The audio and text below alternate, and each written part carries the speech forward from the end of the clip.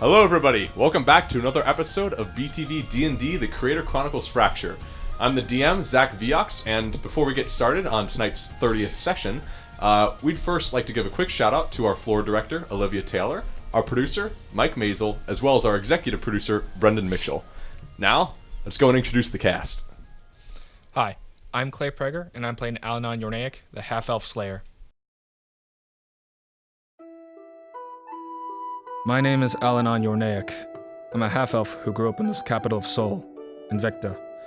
I lived a decent life where I made my living as a calligrapher. I never would have been able to have made it my dream job without my father, Corver. While I was serving for a noble, I met an elf named Tora Yeldon, the man's daughter. We quickly became good friends, and we eventually married. Her family was not pleased, as they were nobles and I was just a commoner, and a half-elf at that. This caused them to disown her in all but name. One actual concern about this was how she was an elf and I was a half-elf, and she lived a much longer than I did. But this is something we discussed, and she was fine with. We lived a happy life in Invicta until the cataclysm happened. I still have nightmares about that. It's been over 13 years, but that will haunt me for the rest of my life. Tora and I were part of a secret group who helped people escape the city, but we never got the chance to leave ourselves.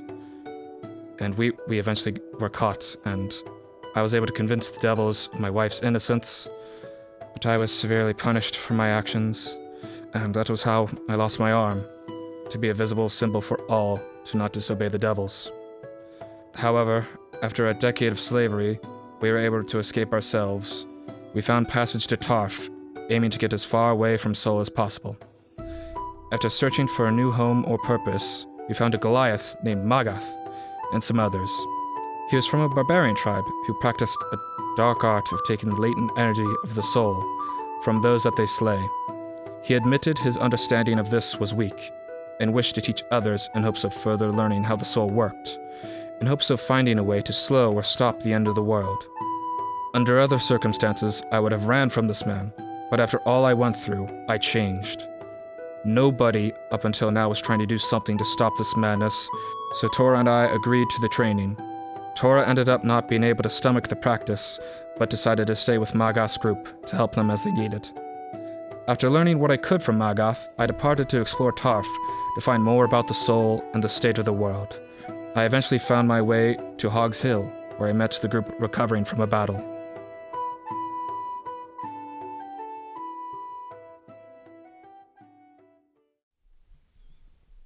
Hey there, I'm Kyle Bushley, and I'm playing Dell, the Elven Naturalist.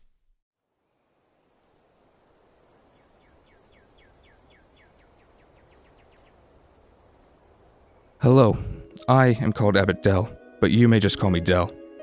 I regard myself as a warrior of nature, and my work entails protecting the essence of nature in this world and stopping those who wish to abuse its beauty. But perhaps I'm getting ahead of myself.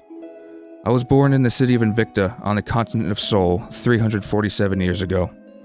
For reasons unknown to me, I was taken to Filio Monastery in the mountains northwest of Invicta before my first birthday, and was raised by the friars there. The friars of Filio were disciplined in the ways of naturalism, working with nature in order to protect it. In our case, we also formed strong bonds with the beasts of the land, able to call on them for aid in our cause. By the time I was roughly 200 years old, the abbot of the monastery passed away. There were very few friars left at the monastery at this time, and the abbot named me as his successor. The remaining friars decided that their time at the monastery had ended, and they left, leaving me alone to tend to the land. For the next 85 years, I spent my time studying, training, and partaking in my favorite pastime, meditating. It was after 85 long years alone that I heard a knock on the monastery door. As it turns out, a small village deeper into the mountains had been attacked by giants, and they wished to rebuild their village around the monastery. I happily agreed to their requests, and for the next 50 years after, the village of Filio grew and prospered. The cataclysm marked the end of this growth, and I was able to sense the Fey world in a panic and feel the essence of nature start to wither and decay. However, true disaster would not strike for another 5 years. I was 340. 7 years ago, a monster, a perversion of nature, crashed through our village, uprooting trees and breathing fire with poison dripping from its claws. It razed the village in a matter of minutes, leaving me no choice but to collapse the walls of the monastery on top of it. I was the only survivor, but not without receiving a terrible wound myself. Upon checking the beast, I found it had been branded. This was someone's pet, and it was sicked on us like a rabid dog. I decided to set out to find who had done this to my people. I came to find that the brand belonged to the god Kursk, and in one of his ruined temples, I found an ancient tablet with a description of myself etched into it. Desperate for more information on Kursk, I headed to the continent of Shone, and from there, I met a group of adventurers set on saving the world.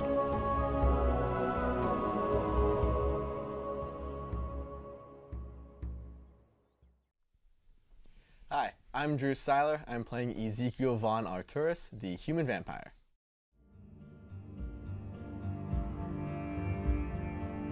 Ezekiel von Arcturus.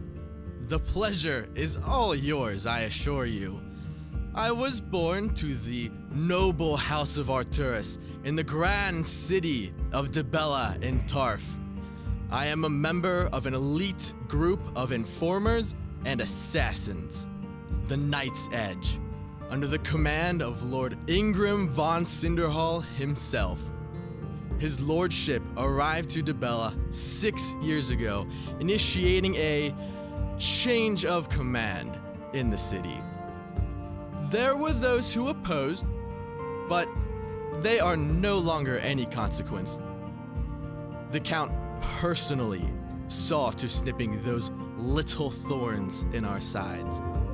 My house, of course, was selected to rule under the Count. Those who were found worthy of salvation from the plague infesting the world were granted certain gifts, so to speak. And we are forever grateful to His grace for this. You would be wise to remember that. I do not expect my rank to be sullied by association with the pitiful squabble around me. Indeed, those were the days when the Count arrived. The filthy peasantry was growing ever more decrepit and unruly. Surely they were becoming infected in their shoddy huts and rags. Lucky for us, the Count thought so too. Under the crimson light of the blood moon, we noble men and women took to the fields. We used our newfound gifts to commence a purge on the population, blighting Dibella. I've never experienced a more powerful thrill in my life. I remember the first drop of blood, its sweet aroma spilling over the hills, the taste of the life essence of a strangely beautiful farm girl corpse on my tongue. Oh, you must excuse me. My mind took me elsewhere to much better times. Alas, in fulfillment with the Count's commands, I had set out to find an heiress worthy of his hand in marriage. He has experienced many women, undoubtedly, but he has never experienced true love. With the world soon ending, he seeks to feel the warmth of love's embrace on his cold heart. It was during this trip that I had the unfortunate event of meeting the cleric Jesper of the lowly and improper Klaus family. Our time together was to be brief, but the Count seeks to use him and the rest of the party as his pawns. So be it.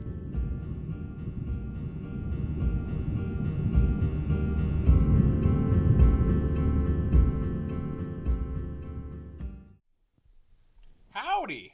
I'm Keith. I'm playing Panzer, the Forge-born barbarian nemesis fighter. My designation is Unit 1313-J, though now most know me as Panzer. I am Forge-born.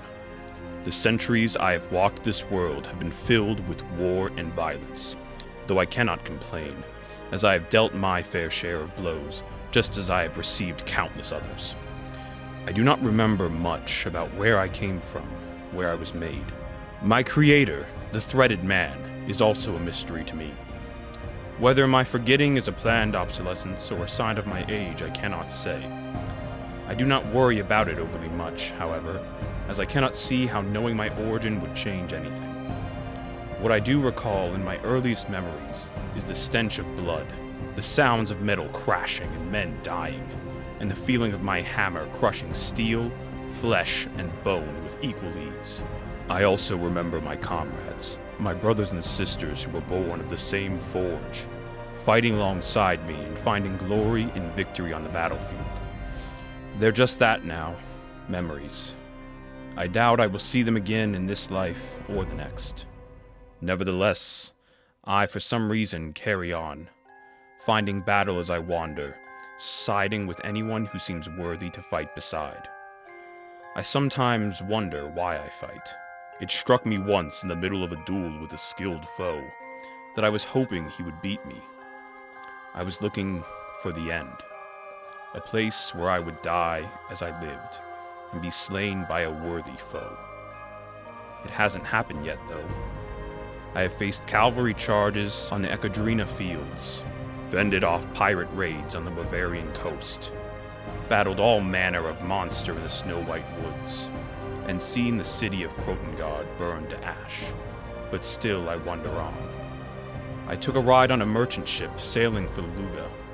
It ran afoul of a reef during a storm, and after 6 months of waiting on that forsaken outcropping, I was discovered by none other than a pirate lord, one Viper renegade, and taken on in return for helping during combat. It was on Viper's ship, while battling a rival pirate crew, that I encountered a very strange group, calling themselves the Peacekeepers. After seeing their skills in battle, I asked to accompany them, hoping to find something worth dying, or perhaps living for.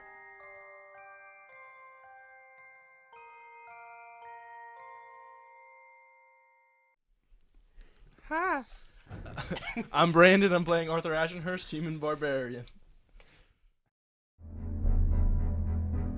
My name is Arthur Ashenhurst.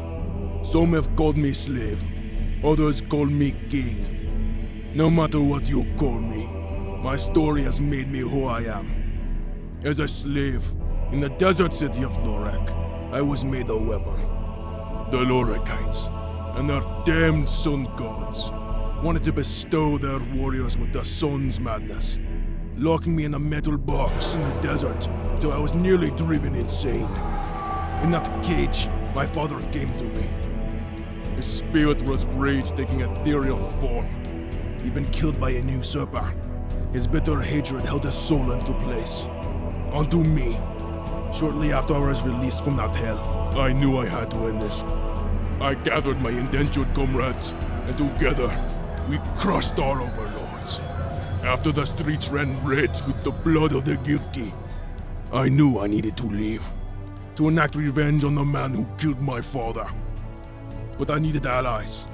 I headed south, deep south, to Niflheim. There, I met my closest friend Mjolnir. I had saved his life in the Jotunskar, the hordes of giants attempting to raid the cities. He swore a blood oath to me. He and his crew traveled with me to the edges of the world. I gathered allies. I gained wisdom, perspective, but never lost that sight of my goal. After years of travel, I made my way back to Torf, a small town in Hogs Hill. There, I met a group of warriors and pacifists who would change the view of the world for me as I knew it.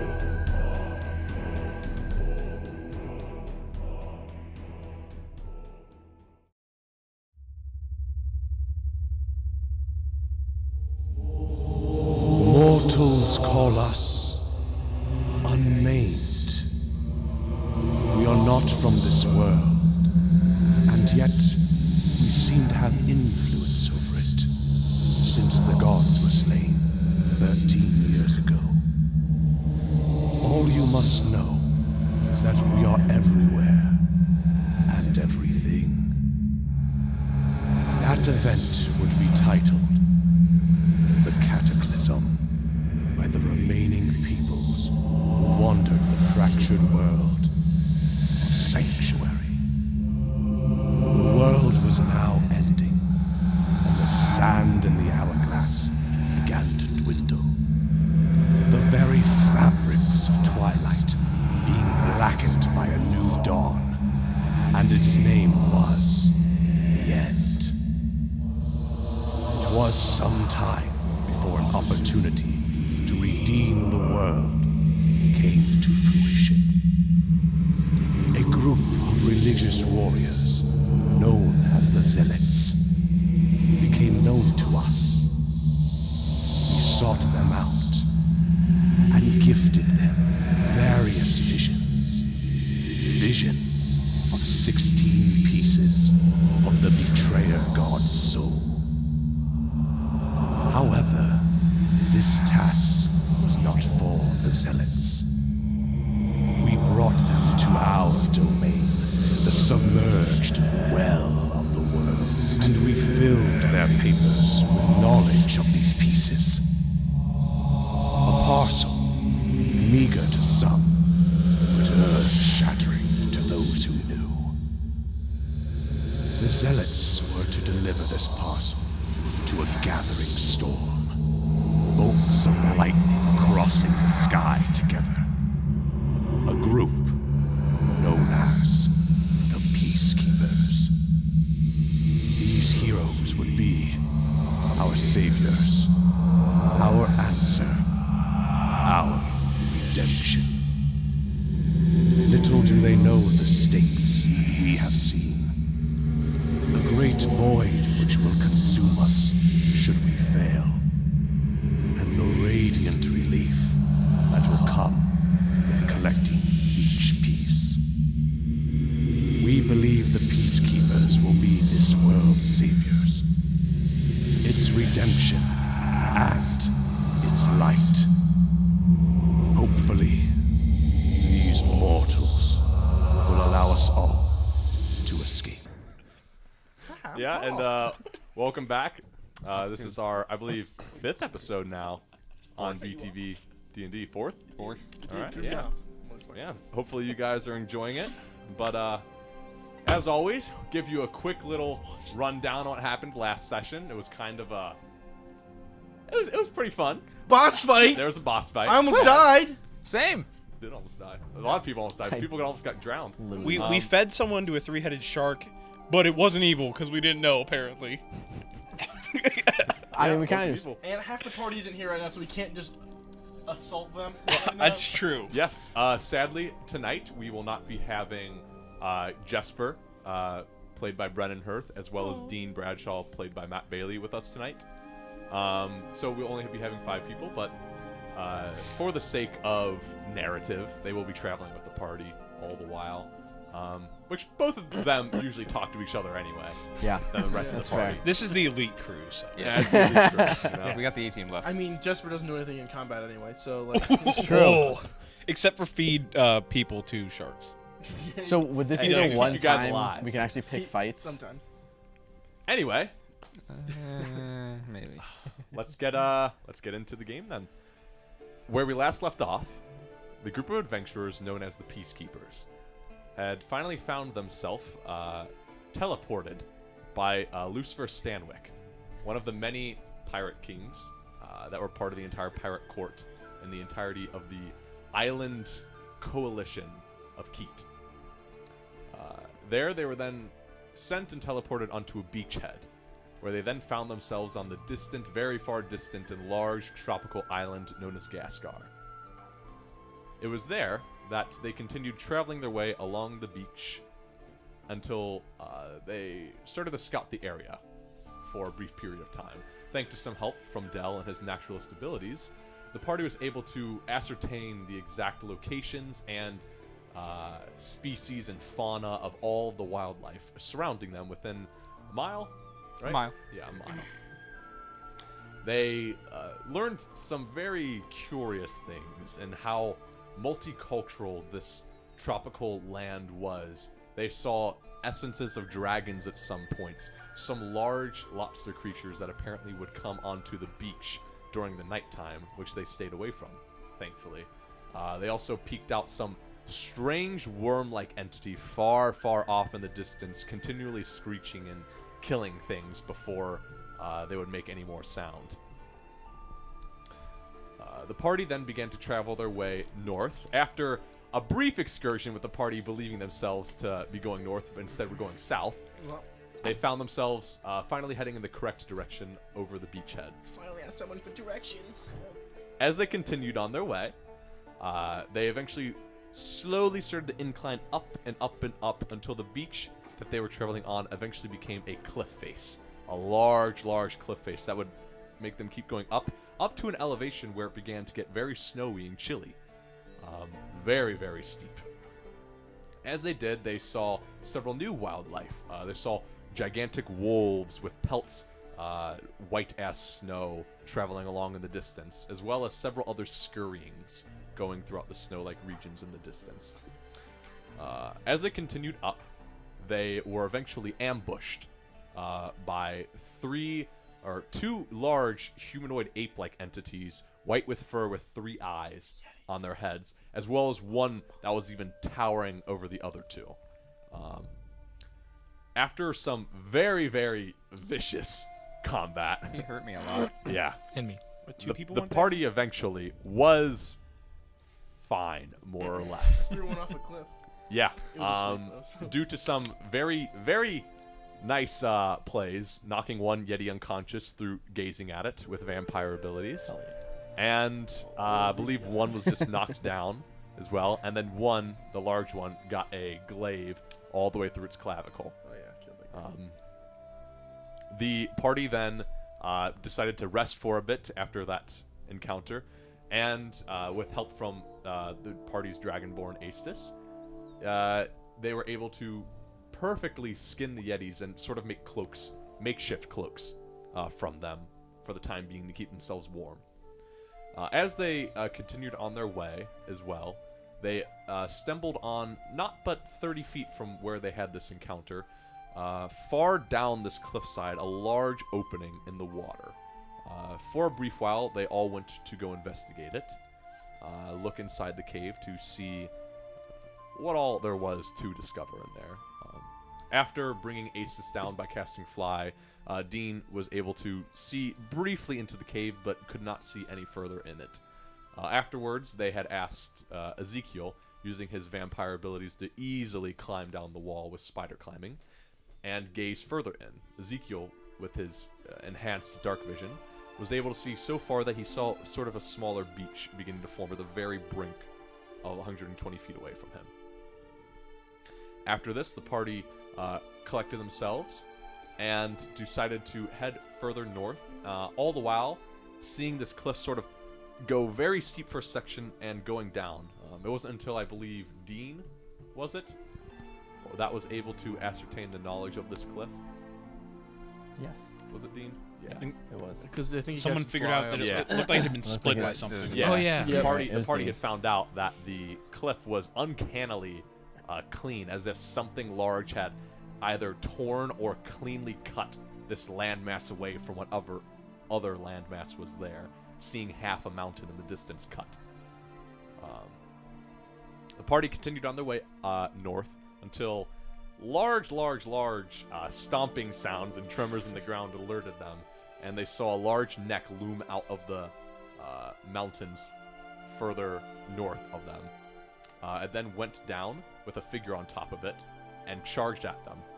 Eventually, the beast was too quick for them, and after hearing a shrilling voice yelling for them to wait up, the party eventually did, and they met with the supposedly world-famous Hamgen and his owner of the park. Party did not take too kindly to him at first, particularly the naturalist Dell.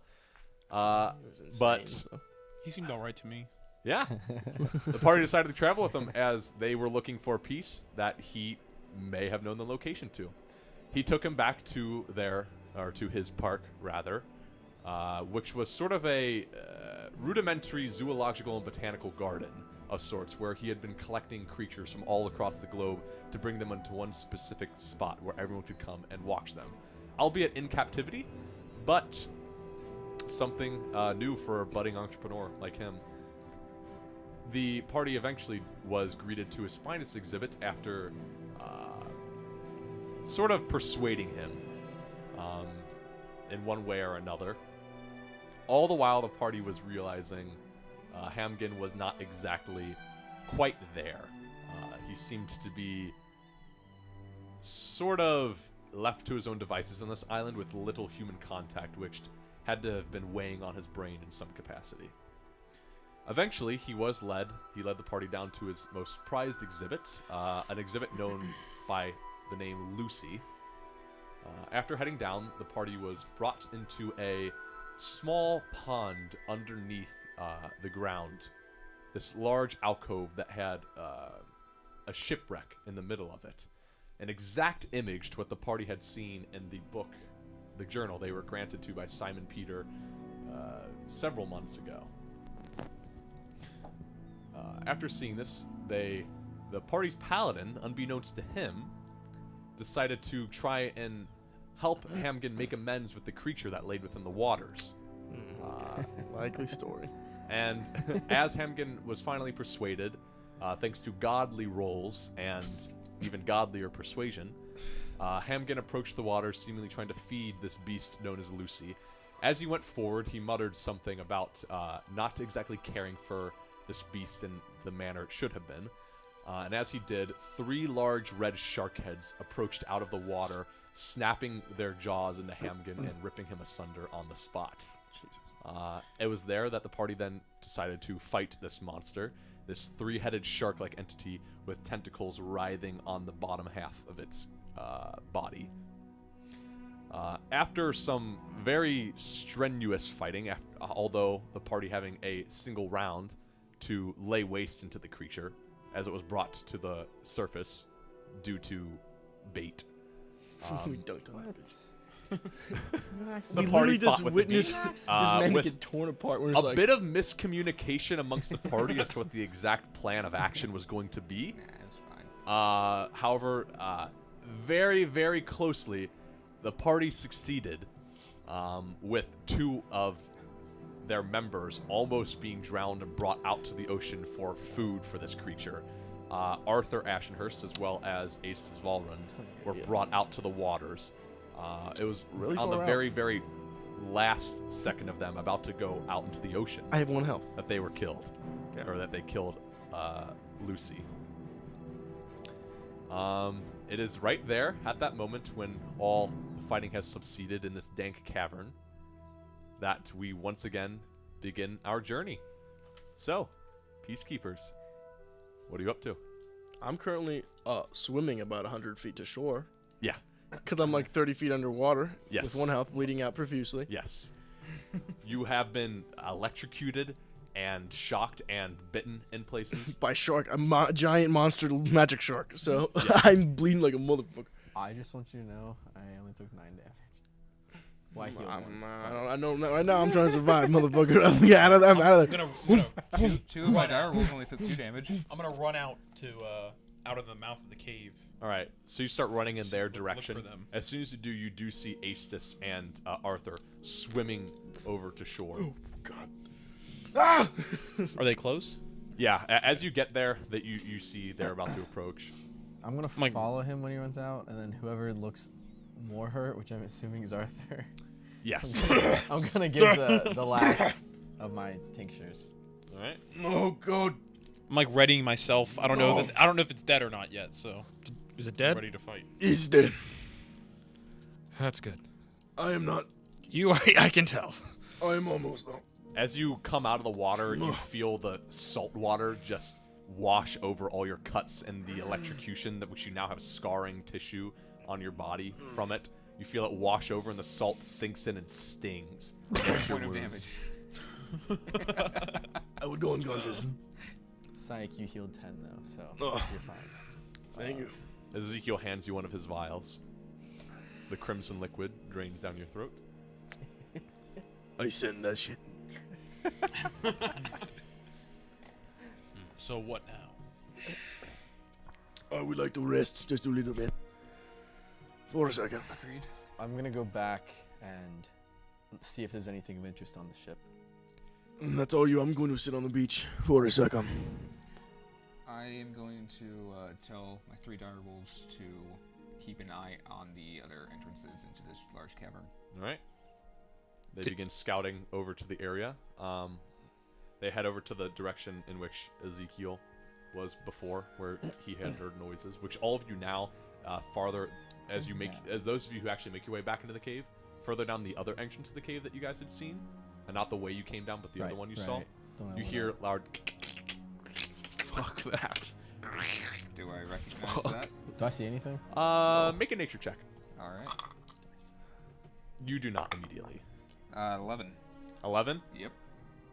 You know, you innately know that many underground creatures tend to use sort of like clicks and different chirps as a method of communication. However, you're not too familiar with the Underdark and their creatures, so you're not able to exactly pin out which kind this could be. I think it'd be a good idea to try to recover that creature's body. I didn't get a very good look at it. Are you okay to pull, or do you need to rest? If nothing else tries to attack us, I think I could pull it. Okay, I'm gonna go underwater and attach like some chains and ropes to the Lucy's corpse. All right. Before it drifts out to sea or anything like that. All right.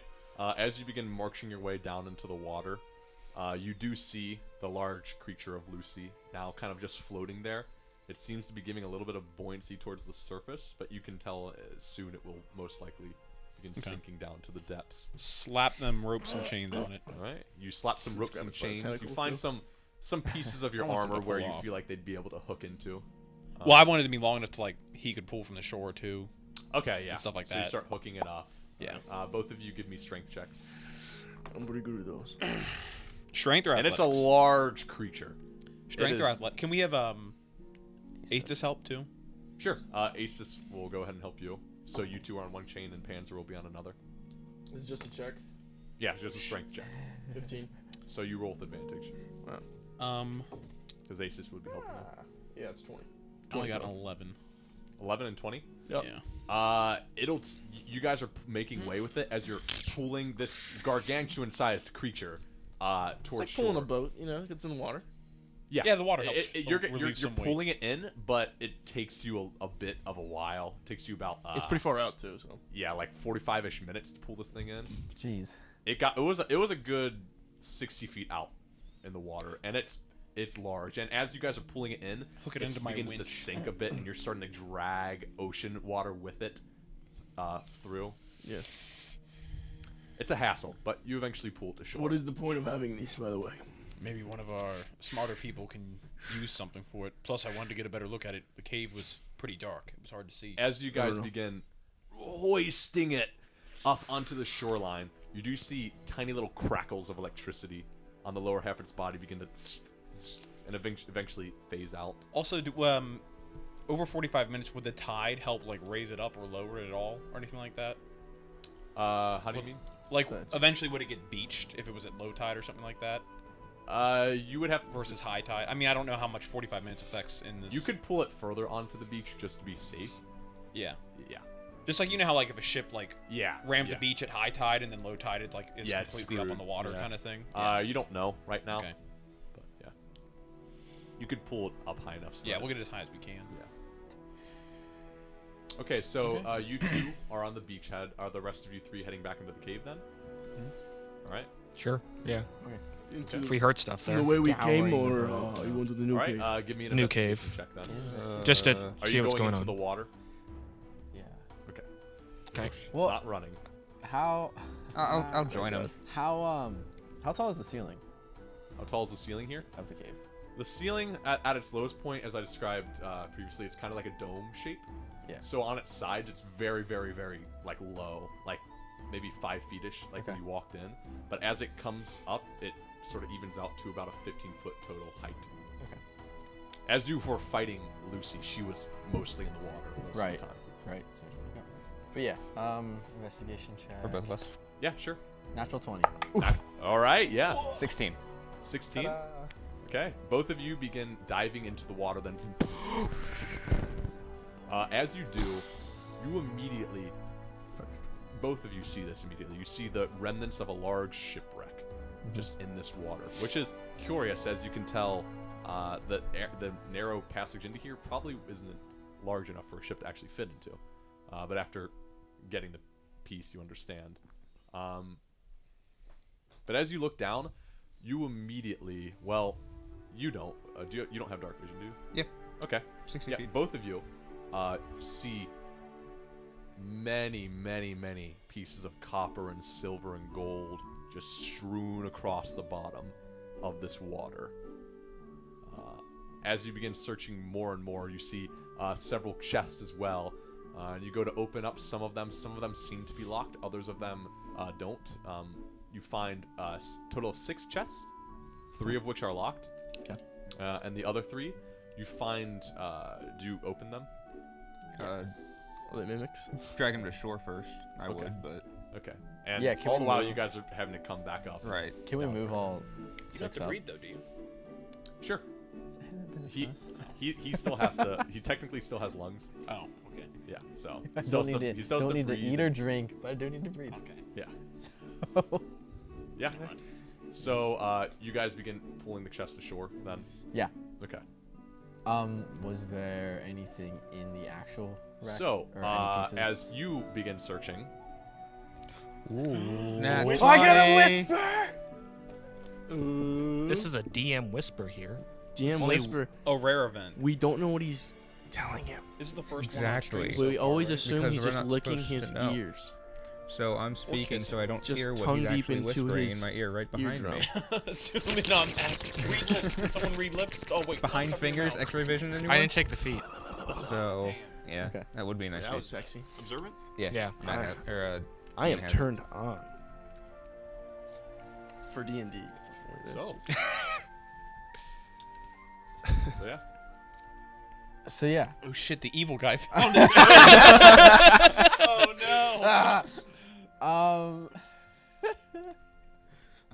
Why? You know, I'm gonna take said desired undesirables. Okay. All right. Got it. Yep. All. So, you guys eventually pull all the chests to shore, and there's a lot of gold down there. You guys can go collect it. I have the totals for you. Should the rest of your party get together and do so? Sure. Might as well get some loot over So here. you have 3 chests or 6 chests total, 3 of which are locked. I'm just gonna smash one of the locks. You guys would still be out. Don't do that. Don't do that. Gonna summon a warhammer out of the dirt. The sand on the beachhead just immediately shifts and forms into a single warhammer. Are they padlocked or is it lock inside the chest? They seem to be padlocked. I'm gonna try to break All right. Don't Give do this me- at home. Give me These are like them. This is roll how you get- damage for a warhammer. Too. This These is are how like you them. use Okay. These probably cursed as This is fuck. how you get green it. hair. I still have mine, luckily, Oh, so yeah. I can do. See, I was a Two-handing rogue it, so it's a 1d10. Okay. If only we had someone with thieves' tools. And that would be 3 points. 3 points. And it doesn't seem to hurt the padlock to the chest that much. Fuck. It's like when you try to Can break I- obsidian in. with Will a I have wooden like? pickaxe. Get, You hear a loud Nice. ding, ding, ding, Minecraft. like on the inside of the chest, as if some precious Voss material is clinking on the inside. Nice. You don't hear a shatter, but you do hear clinking, I'm like when keeping you're guard holding a right box now. of silverware and you Right. jostle it around. Okay, and I'll drop it and then dispel it. do I surface and see this struggle? Yeah, you 3 are in there, so you 3 I'm, see it. I'm gonna be keeping like guard from the cave Okay. with where we hear the creatures. Yeah, With the wolves. you would see them bringing the chest on shore, and you would see that though, Oh, okay. especially from a loud crung. Yeah. It Plus, makes it's still their lit up. rings throughout the. It's still lit up everywhere inside. Who is eating From something? the fire. Yeah. It was me. Why? Here. The sconces We're of the in the wall cave are still. still lit. No, you're still We're on the bringing beach. the. You guys You're are still in the singing. beach. It's because it took 45 45 minutes. minutes. We were like outside the cave right now. Yeah. Is that Yeah, beyond? you guys are on the outside on the beach. pulling. Okay. For where you can pull it into the cave. It'll take longer. For where the map was last time, they are that far out that way. Yeah. Okay. Yeah. That makes sense. Yeah. If you would wish to try the locked, I am going to move on to the unlocked. Well, you are aware that Alanon has lockpicks. Yeah, at this point I'll be walking over when I hear the loud clang. Okay. So, wait, are you able to pick this? I can try. He can do it one-handed. That hurts. I'm not there. All right. I'll try to unlock it with my thieves' tools then. All right. Go ahead and try and lock the first one. It looks kind of rudimentary, kind of a regular, you would assume, chest where they hold valuables. Nothing too special. 15. 15? Ugh, what do you mean, ugh? I rolled a 7, so. Oh my god, okay. Holy shit. So you immediately you feel the tumblers click and you're like, okay, this isn't that much. And you easily and the padlock opens up and hinges off. I'll open it up. Inside you see 5 vases, all ornately carved and such, and made out of a sort of porcelain-like material and stained on the outsides with this brownish texture. In between these rings of brown, you see depictions of art in the middle of them. Are they damaged at all? Or are They don't seem to be damaged. Okay. Do I know about how much they're worth? Can I like? You could try to appraise them. Yeah. All right, give me an intelligence check. Just throw them in the bag holding. Are they open / empty vases, or are they? Yeah, they're empty vases. They seem like decorative vases. Or are they filled with water? 19. 19? Guys. You've been in Invicta, which is you've seen everything there, especially as a calligrapher in your time. Of course. You would have worked on stuff like this before for artistry and such. And you would probably appraise each of these to be about 250 gold pieces each. There's 6? Dang. Yeah. But do we want to be Or carrying 5. around There's like 5 of them. pottery with us? Too bad gold doesn't even matter in this world, really. Some It can matter in some circles. Some people. Bartering. Should I write these down, or someone else have like a? They're there. Write them down, but Okay. I doubt we'll use them. Keep in mind, guys do have a ship now. Yeah. So we can store it on there. I forgot. Yeah, might as well. Just leave Yeah. everything in the chests for now. Yeah. Yeah. Okay. True. You can store items in the ship, right? Yes. So we have It's a ship of holding. Nothing We yet. have a ship of holding. I'm gonna pop open the first unlocked one.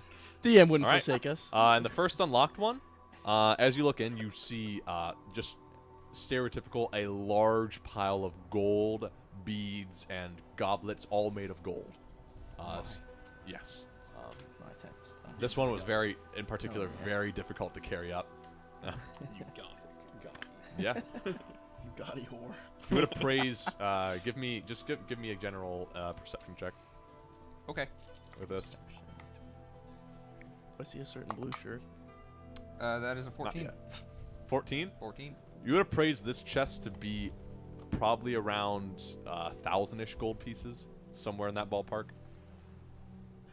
That's a lot. How much you say? 1,000?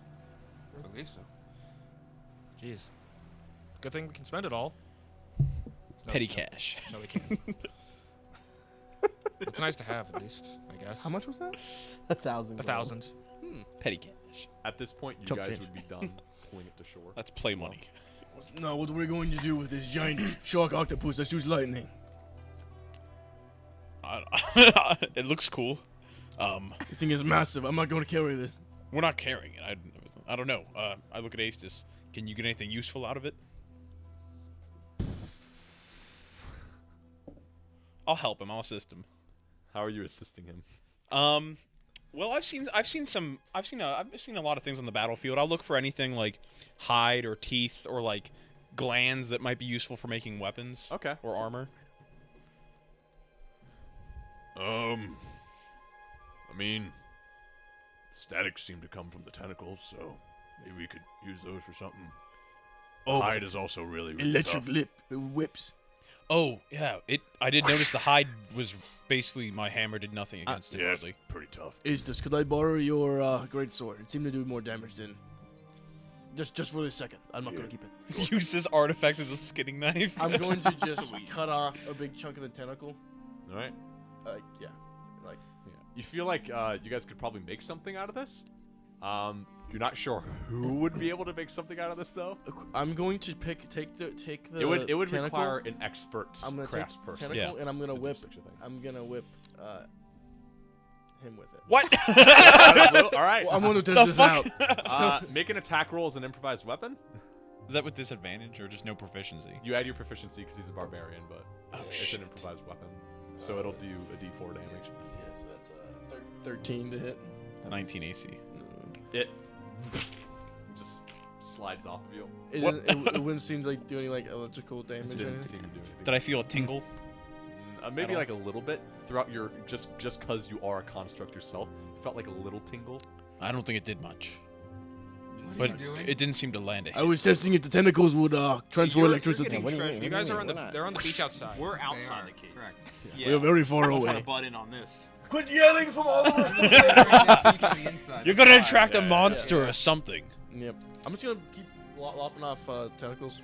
All right. Did its teeth seem dangerous? The teeth Or are are they pretty large, very large. You recall each of the heads being about the size of one of you. Okay. I'll try to like get like a dagger up and like slide it in there and kind of like pry it out from the root. Yeah, Basically, you feel like I'll you crowbar it out from the You root. feel like you could use a tooth for a head of an arrow or like a spearhead or something like that. I'll try to gather. I'll try to gather like Yeah, a bunch of them. All right. And then go ahead and just curb stomp this bitch. Each head has 3 rows of teeth. give me. Hey. That's a shark. yeah, because they're sharks. They've got a bunch of extra teeth too, right? crazy. So many. Give me a strength check. These are magic teeth. Not buddy. athletics, just strength. Yeah, just strength. This is more of a. Oh, I'm trying to pry shit out. Yeah. Try to be I mean, dentist right here. shit. I'll Teeth. Get it. Teeth, Keith. Come on. and I'll rage to try to pry him out better. All right. I want to get these. I'm teeth. gonna That's rage. an 18. Pretty good. Yeah. 22. 22. Yeah. You only have enough strength really to withstand through one head, but you get a pretty about 9%. Sexual jokes aside, you get about 90% through one take one entire head head of teeth. How many teeth do I get? About 90% of the teeth in there. I'd say around probably You got 90%? the beast this big, Jesus. like 60-ish. Holy I'd fuck. say. Jeez. There's like dagger-sized teeth, dude. Yeah, they're very 60 big. arrows. Now it's very gummy. Hell yeah. He looks like a grandma shark. Grandma shark, dude. No. God damn it. I'm gonna ask you or Aces if you want to try to cut some skin off of it too. I'll try my best. I'll try my best. Get as much hide as possible. Yeah. That sword seems to actually hurt it or cut it. So. Yeah. So Alright. I'm gonna try to skin as much as I can. All right, how are you trying to skin it? It's beefy body, like big body. I'm assuming there's plenty of surface area to work with. So basically, if I fuck up, I just move over. So just hack and slash, go at it. Not like too bad, but You can like use some I'm using a technique. great sword. So like I'm trying to get a Hey, decent like okay. sheet I'll at a time. try to help you and All right. like I'll try to grab the other like the What? end of the great sword and use it kind of like a saw. saw. Okay, so you Like, choke yeah. up on the blade with your other Yeah, hand. and I'm begin basically trying to cutting go it. kind of deep too, because I can always thin it out later. Okay. So basically, like not too much, like All right. worrying Like if So you you get some put one- skin or some fat, it doesn't You matter. take one exactly hand, like put that. it on the actual hilt. You take the other hand and put it on the blade, and begin carving it that way, so you have a bit more precision. All right, I'd say give me a strength check then. Yo, Can I help him like grab the other end of the blade or anything like that? that's a to 20, like 20 total. be like a saw. 20 total? Yeah. Reroll. Get that at 20. That's less. Okay. Get off me. 20 total. So yeah, you begin peeling off some of the skin with the large. You could basically using this great sword as a spear, more or less, and begin carving out some of it. You get a good healthy amount of this. You feel like you could, if you bring it once again to the right craftsperson, you'll probably be able to do something with this. And yeah, How much is it? Like, should I just put a bunch of it or? put I'll one do it, man. one armor's worth. What are we gonna make with that? Lightning resistant, probably armor. I don't know. It's up. I don't know. You guys got to bring it to someone who knows how to work with that. Well, I don't know. We'll make maps out of it. There was that one tailor probably in, be- shown, but It'd probably be either worse. It'd probably be either like somehow damage resistance or Haberdasher. Like, Yeah, the haberdasher One or the helps other. too. Get the job right. well, yeah, that's what it was base, but I don't know if it would be that. Like a bunch of hats. I'm on not it. going to. I think it was lightning immunity, probably. I have no clue. It's a So- lightning monster. While you guys are doing Mini that, game. you three, More chests. you have 4 more chests. Pick the next one. Do we have them all out already? Yeah, there's 4 left. 2 of them are unlocked, and then the other 2 are locked. We'll just do the 2 unlocked, then he'll make Okay. another locked. You 3 kick We're making open. our way back to the chest once we're done. Okay. Well, They'll be done opening the chest by the time you guys get back. You kick open the 2 other ones, and one of them seems to be filled with what seems like clothes. Very soggy and mottled. Is there some barnacle encrusted on the inside of this chest clothes? Can I like sift through? Is there anything of interest? Yeah, give me an investigation check. Like a particularly Intelligence investigation. You got it. You got it. It's a 4. That's a 4? You're sifting through the clothes. It's kind of disgusting. They're like very soggy, and you see some dead fish in the inside of the barrel. It's nothing compared to my noble robes. No, nothing at all. Doesn't seem to be much. Okay. You 3 kick open the other one. And this one seems to once be filled with, used to be filled with books, which have now been mottled and soaked and riddled. Maybe ledgers at one point for the ship. You're unsure. We're unsure. But we're on the shore. It was nice playing with you. So there are 2 more locked chests. Is there a difference between the 2 of them? One of them seems to... These 2 have significantly higher grade locks than the other ones. They're still like barnacle encrusted and have been worn down a bit since they have been lost here and rusted a bit, but not nearly as rusted as the other one, made out of a much finer material. Okay. I'll just go to one of them and just try to unlock it. All right. With my special technique of one hand. Use my It's teeth. very impressive if you guys have watched this. You have to kind of use your teeth to use your main hand to test for tumblers. Use the other one hand, to... You mean only hand? Fair. And use your teeth as the key for swords. Make fun of the disadvantage. I'm not making fun. I'm just pointing out the fact that he said main After hand. 20. Yes, After 20. So the first one you open up, this one you're like, okay, I've worked with a lock like this before, and you find all the tumblers very easily. It's the chest that you just did. Using it as kind of muscle memory, and the lock hinge opens up and drops to the ground. Hey, I'll open it up. On the inside, you see first sort of this cloth over it that is soaked and disgusting, but you see it's over some material that's actually inside the box. Pull the cloth off of it. As you do, you see a very fine set of leather breastplate. Attached to the leather breastplate, you see this long blue jacket. It's all you. Oh. This blue jacket magic item baby that Zach was making like for 2 weeks. It is literally called Blue Jacket.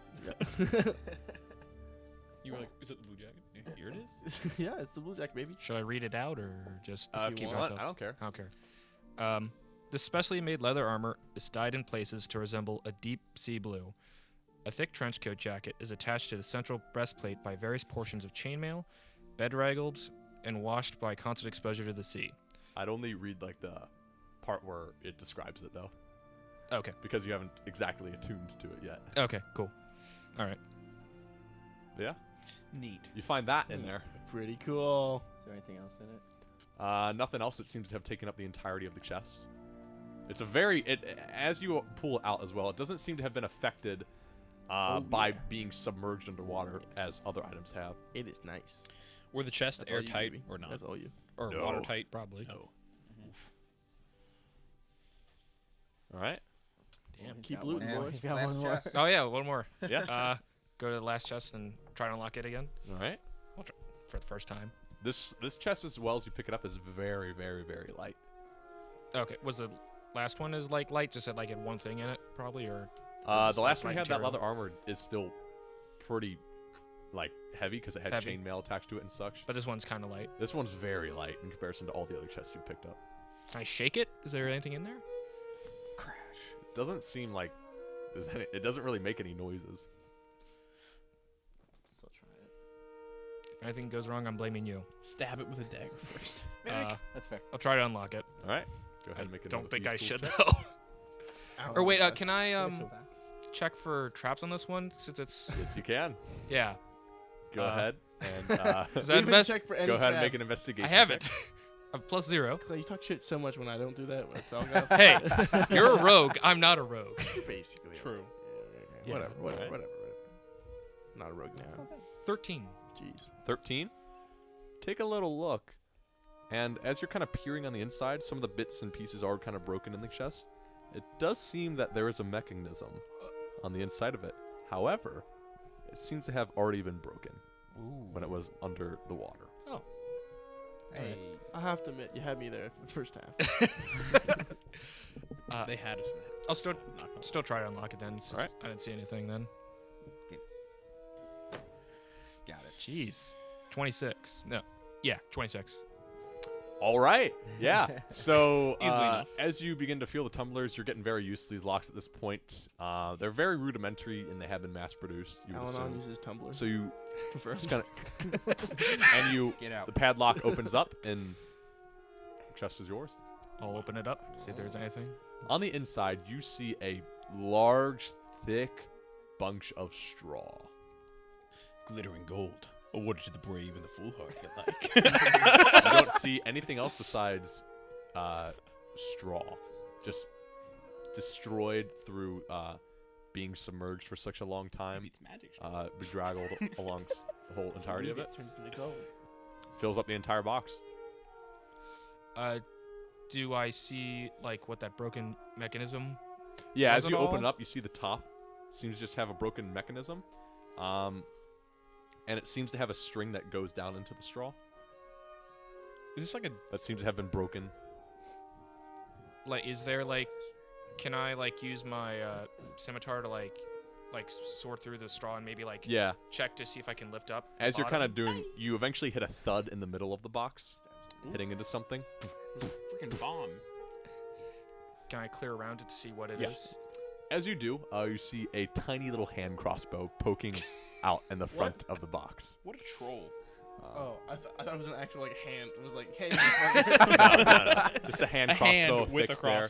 crossbow. You see a bolt Who's this actually tiny man with his chest? sticking into the side of the box as you go around as well. There's a bolt sticking in the side of the box as if it went off inside of the chest. Yeah. Free hand That's like a double troll too, because it was empty.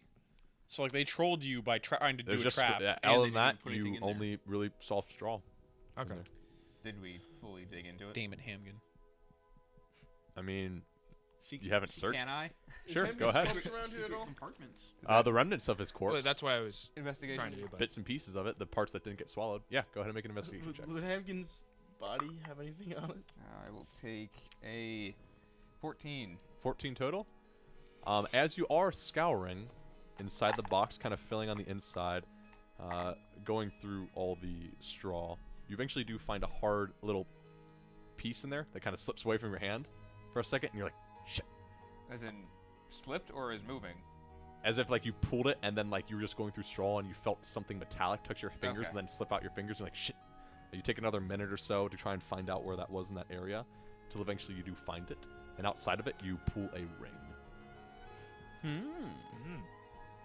I will say, your wizard does have detect magic I asked Dean and to use identify. detect So Hey, Dean, yeah, sure. Give me a second here. Dean will go ahead and Dean Bradshaw, along with that's this, your he will also service. cast identify on your thing as well. Okay. Dean, are you part fairy? Don't make fun of people that aren't here. See if we can find Is that?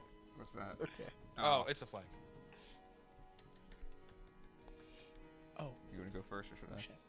You can read the second half of Yeah, Blue Jacket if you would start like with as that, well. if you are the one in Oh, there. no. in there. I'll go second half Blue Jacket. So we'll see. while wearing this armor, your AC equals to 13 plus your dexterity modifier, and you're able to breathe underwater.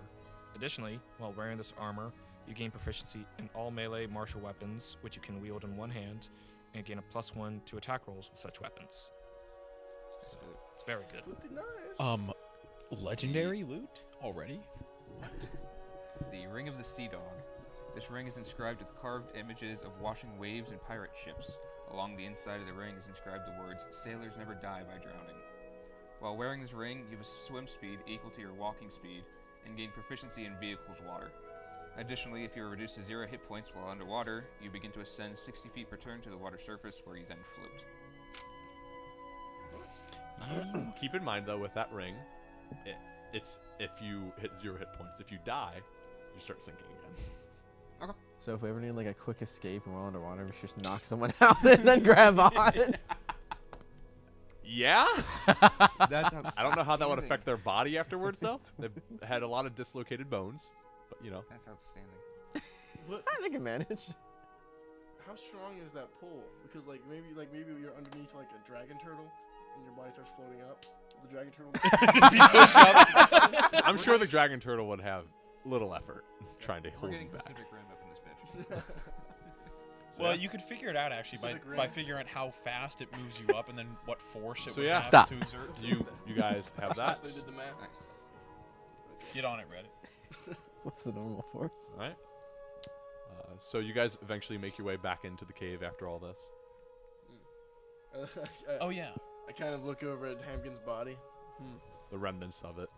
I'm gonna ask Dean if he can see if there's anything magic about that kind of red splatter in the water where Hamgen used to be. Maybe something got dropped, or maybe something's in Lucy's stomach. Or anything we missed down at the bottom of the pool. Basically, just detect magic all over the place. Yeah. It's, You're just he gonna can use it as a detect, ritual. detect magic all over the place? He can use it as a ritual, right? As a wizard. Yes. Yeah. So. He'll begin detecting magic. He doesn't, as Dean begins detecting magic, he doesn't really find anything in particular around besides the items that they had already gotten. Nothing in Lucy's belly. No. Okay. Nothing that our friendly vampire might have found. From the vampire. What? In the ship. No. Wreck? Okay. Nothing from that. I whisper? thought so, but just wanted to. Just trying to. Oh, well, I mean. Did you want to read that now? I'll read the first sentence of this because there's a lot of mechanics to this. I'm gonna go over to the cave and see if anything got closer. Okay.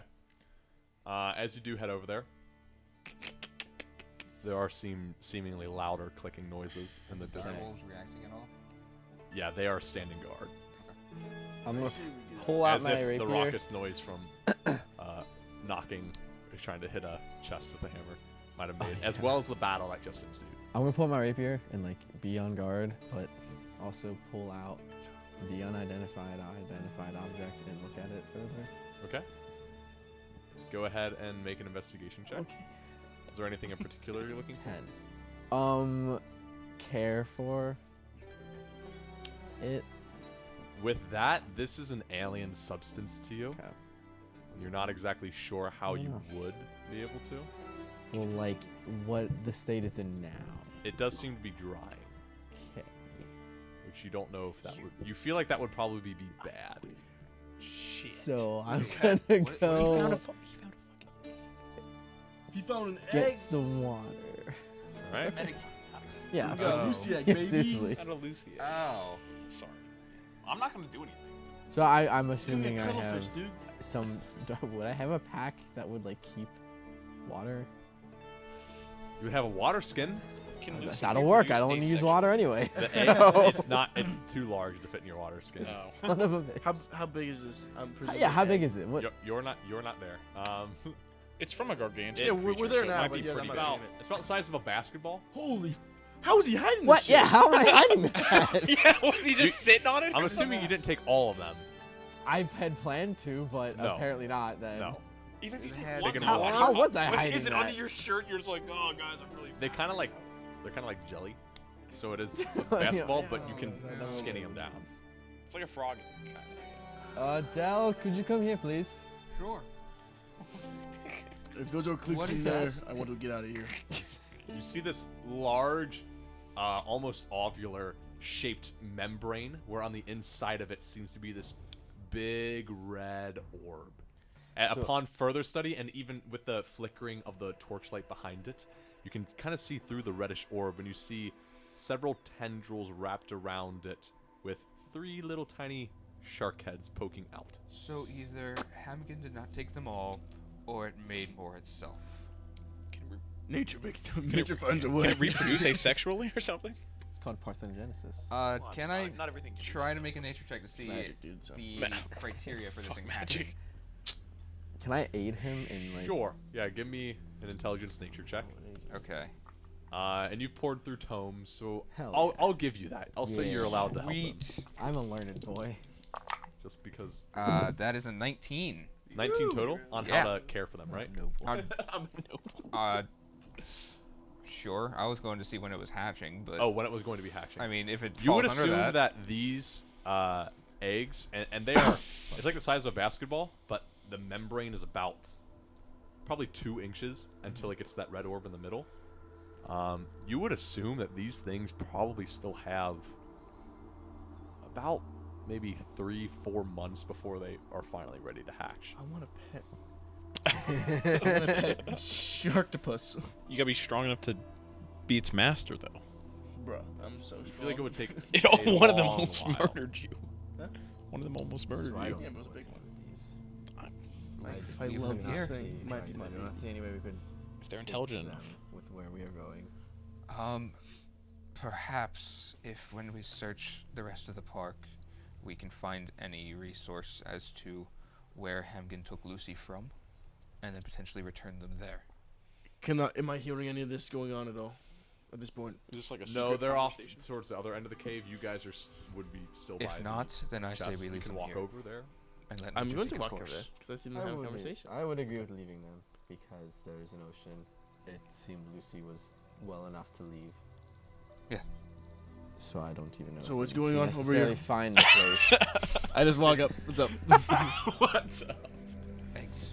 Eggs. Lucy eggs. Yes. Why? Why'd you take them? Ezekiel did, but Took one to look at it. Okay, fair enough. What do you want to do with it after? Well, it appears to be drying out, so it. Put it back in the water. Yeah, it's a so fish. That's Check it exactly what we're going with. where was the others? Didn't Hamgen say he was taking the eggs? He took them away. Maybe there's a containment unit for the eggs. If there are others, I'm assuming so. He said or he took if them he didn't away. destroy them, I do not know. I don't know either. So we leave them here and come back if we need to. Maybe. I don't know about you, but I don't really want to be here again when No, I these never want things to come are back. kicking. Fuck this place. Oh, when they hatch, they'd be much less dangerous than Do we see she this? was. Well, sure enough, because they'll be young. I mean, but Yes. you two are still by the chest as Now it's well 3 as Dean people. and Aestus, and the majority of the people aren't over by that. just us three, I think. I mean, you can go over there if you want. But So, I'm not doing anything. we'll say that Jesper Question. and Dean at this point will be collecting the rest of the gold at the bottom. Yeah. And counting it up for you guys. that works. Hey, what's going on? Does that ship have barrels on it? Can you make- Interjecting. I have nothing else to do. I don't know. Well, we found eggs, Oh. and we have decided we are leaving them here. So, For now. Why? what else would we do with them? Won't they hatch into dangerous monsters? We could sell them Yes. or use them ourselves. We could keep them, raise them, and I don't know how we would. We live too maintain busy of them. lives in order to do that. They need to stay in water That was We could have barrels for full of months. water. Is Listen, I am no scientist. I'm gonna ask, was this even a natural creature? Was this some sort of experiment gone wrong, or from magician what I know made? so far. Can I make a nature check? Yeah, give me a wisdom nature check. A wisdom nature. Okay. It's more, That's even better. yeah, from your background. That's a 13. 13? No idea where this creature could be from. I do not know, which is why I hope that Hamgen has some sort of log somewhere.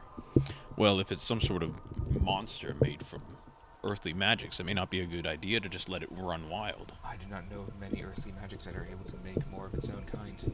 We may need to destroy these eggs then.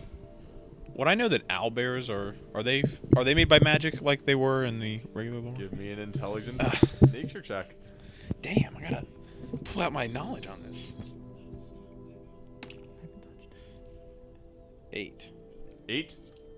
You've seen owlbears? You fought a few. Huh. You have no idea. No idea. Okay. They look kind of magical. Well, I want to keep one, maybe, for just my curiosity. If not, we should destroy them all. We can come back won't they be hatched? after we explore the rest of the park. Do we really want to explore all the bark? Wasn't there some giant monstrosity? Release the animals that are here. So They probably find a way out, right? Trapped in a cage. I'm I'm a bit injured. I'd like to. Wouldn't they just die anyway? There's yetis and things running away. They just. Have a better chance. I mean, isn't there like a dragon creature or something too? I feel like everything here is fucked. So. Well, I feel like maybe eventually it'll kind of settle out, and the things that can survive will survive, and the other things will die off. Fair enough. That's nature. Don't want to lecture you on that, but survival of the fittest, that sort of thing. Indeed. However, they are not meant to be here in the first place. That in itself goes against nature. Well, we don't really have a way to move them, so. Yes. Yeah. Oh damn. You want to make this your life mission here to get these creatures put home or whatever? Perhaps. After everything else. Well, I mean that's your battle to fight, I guess. Fight it very well. And I slip on the ring and start taking the egg back down. All right. Just a side note: the ring is not attunement, but the blue jacket is. The ring does not let you breathe underwater, correct? No. Okay. Just we go faster. Yep. And lets you be the captain of a ship.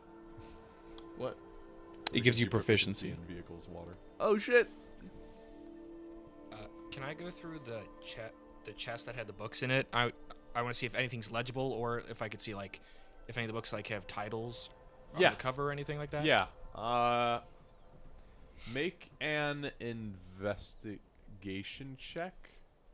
Yeah, trying to read illegible writing.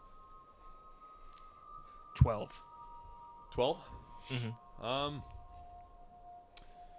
Here and there you do find a few words that you are able to pick out, just because you've seen them so many times throughout the book, and they kind of make sense. You find the word Enexemnis a few times. You find the word Osprey. What else would you find? You find Keat, a bunch, Quinn a lot. You find VGH written many times.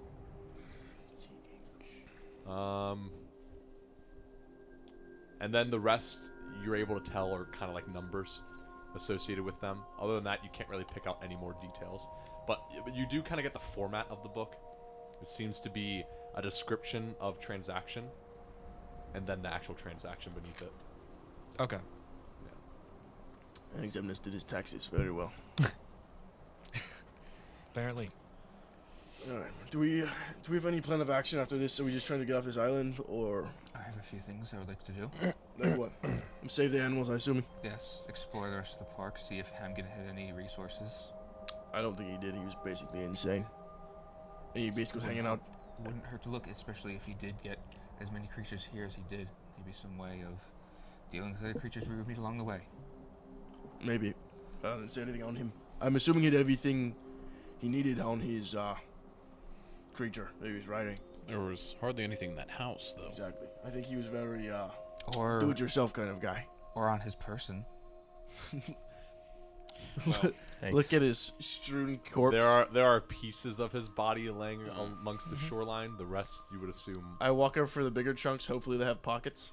We had Dean. There's Dean no try to torso detect remaining. and stuff like that. I don't feel like sorting through his guts. So Dean didn't find anything of a magical nature, so maybe a key though or something like that could be useful. Yeah, makes sense. I don't think Hamgen has much, honestly. I mean, neither do I necessarily, but it doesn't hurt. I'm not against checking, but I'd like to rest first. Okay. In case we find some dangerous creatures. I'm gonna walk over to them at this point.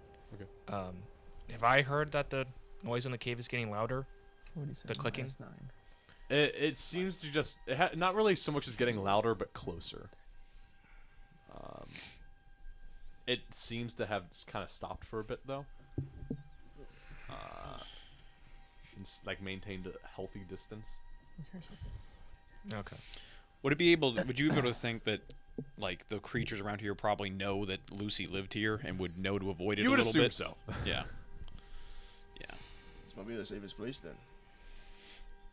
Or we could put the boat out on the water and we could test that out. Do we know immediately what it does or what? Dean has identified. And we do have, well, we did see those fish tracks on the land coming from the water. But I mean, so I have a theory about that then. If we need a crew, I did sense those flying tribal creatures. wait. Hold on. Perhaps find some of them.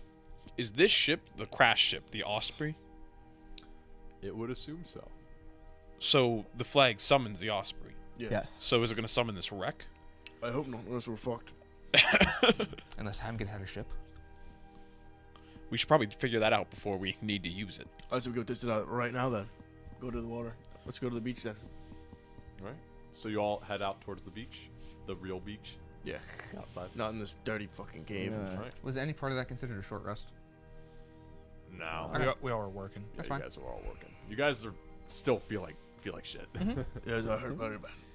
Alright, You're so like, you guys "I head know out. what you're not doing." The dripping of cave water from stalactites. Stalactites? Yeah. Sure. One of them. Stalactites hang are the tight top. to the ceiling. Yeah. Stalactites begins to drip and is immediately gusted away by the sounds of rushing air, birds in the distance, and lapping waves. As you guys make your route to shore, which of you would like to do the honors then? Not me. I'm gonna be bundling myself back up. I cannot lift it. It is very sunny. The sail? You fucking pussies. Hold it up. Okay, you going Oh, into shit. the water? I might as well. Yeah, the description of it says you have to be in the water. Nice. Waddle into the water. Alright, so you waddle into the water until you're about chest height in water. Take the flag and you begin to hold it up. About a minute passes? Yep. About a minute passes. Good shoulder workout. And as it does, you guys hear loud noises coming from inside the cave, like rattling, like something is destructive going on inside the cave. We should have destroyed those eggs. I'm telling you. They're gonna And be in the boat. I don't know. and as you begin holding it up, you begin feeling a churning of water beneath your legs. Oh god. Until as you're holding it up, finally, your bottom arm, because you have to hold it up sideways, yeah. Your bottom hand is immediately hit out of the way, and you see a large rope just whoosh, snap all the way past your other arm as well, and snap into the actual flag itself. As it begins to finally wrap around and tie its own knot around the flag, you see immediately a mast jets up and almost hits you in the chin as you, and the whole mast finds its way up the flag and fixes itself with rings to the mast, following the rope. As it does, you see a boom immediately comes up as well, the thing that holds up the sails of the vessel, and the entire thing begins to rise slowly. You see a large sail as it comes out of the water is unfurled as it reaches sunlight and gust of wind. Passing the mast as it finally makes its way out of the water, you see beneath you a whole floorboard making its way, as well as a grate seemingly for loading supplies in when coming to port. At the far end, you see a poop deck. At the front end of the bow, you see this large balcony. You see a few ballista attached actually to the vessel as well as it makes its way up out in the waters. As it does, you find your feet finally washing onto this vessel. As it comes out, spurns with seawater spraying in all directions, finally out. This sort of small sloop of a vessel. Only 2 masts and 3 sails total, but the Osprey rises out of the water. I go to the side of the ship. Guys, I found us a ride! It looks to be intact. Yeah. How does it look compared to Viper's? Very small. Very small. I imagine. Does it look well made? It looks magical. decently made. Decently made. It's a ship. This magic ship. Stop isn't dodging even- my ship! It's I got it for free! The first thing you immediately notice is there aren't any cannon holes. Instead, they have, in the sides of the ship, you see long rectangular blocks. You would know this from your experience, as well as you as being arrow sloops. Ooh. Okay. You see that around, and on the back end, you just see a typical cabin's private quarters for the captain of the ship, seemingly in the back, and a very large bow. It's almost like the old Dutch ships that were very much more, not as much of a sloop, but very curved. The very, very curved crescent ships. It looks a lot like that. This is kind of not really random, but would you think that it, with the item description, Dean learned that it holds things for you, right? Like anything item you put, it stays on it, right? It would assume so. So you could theoretically like put cannons on it, Yes. just on the top deck. Yeah. Yeah. Potentially. I'm gonna go to the captain's quarters. All right. He claiming. You go on in. As you go in, Can't even sail it. you don't see anything inside. It is all vacant. In fact, as you are looking around, you don't see any barrels or anything on the ship. Check the. Is there like a below decks like storage I'm area? gonna start looking around in general down there. You head on down towards the storage deck and such, and Is it all like dry? you don't see any and- hammocks or anything either. Does it even look like it's been underwater at all? Like, is No. Do we see eggs? I was about to ask. Are the eggs in the ship now? Because they were before. You do actually see, as you get to the final Yes. bottom of the vessel, you get to the final like layer where actually the bilge would be beneath this layer. You do see so many gold coins just scattered across the entire bottom of this ship. Nice. And in the far end of it, you see a clutch of about 11-ish large membranous sacs. just out in the open right now? Yes. Okay. Nothing else seems to be on the vessel. You kind of get the idea that the wreck in there was the Osprey, but since it's seemingly wrecked, it seems that probably all of the barrels and containers in it were no longer in the vessel and broken. Makes sense. So, I was gonna go back in and have my direwolves help to push this chest back out. right. Wait. It made a lot of noise. So. Yeah. How's that cave looking? So, Yeah, I wanted to go are you back guys in. heading back in? Yeah. Yeah, I want to go check it out. Okay. Yeah. That's probably So- what they did. He probably just parked it in here. Yeah. You're exploring the ship. The rest of us went back Okay, in. so you guys go back in. You no longer see any wreckage in here. You just see a placid pond with nothing else. And as you look inside the water, you don't see anything beneath it either, really. Do we see a creature that may or may not have been clicking? No. Because it just had a lot of shuddering. You still hear noise? the clicking coming from back in the cave, but they seem to be maintaining that healthy distance. Do we see the chest on the beach? Yeah, because you left them there. But all the coins that were in the water are Most of them. You do see there are some on the outskirts as well okay. that are gone. And at that point, Jesper and Dean, Dean comes up to you. What? You could have told us before you did that. You know. We kind of announced it. It was public. I mean, we got some of it on shore, but To be honest, they'd make a game out of it. We didn't really know what would happen, to be honest. that's fine. The other two chests that were filled with clothes and ledgers, they threw that out and put the coins that they had collected in there. Sweet. So, That's all. Brought out. yeah, so the ship at this point, by the way, is about 60 feet off of the coast. Is there an anchor that's been dropped or anything? Or? Nope. It's I'm gonna go drop Oh, I'm gonna go drop that anchor. That's a good point. As you With are the sail as you are there, it has unfurled. been moving outward. I'm gonna go drop that anchor. Probably Okay. should take the sail out too.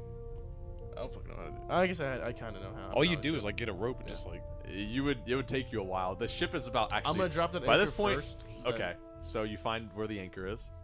All right, go ahead and make a strength check. Or you just straight up dropping it out Make sure it's attached to something. I'm first.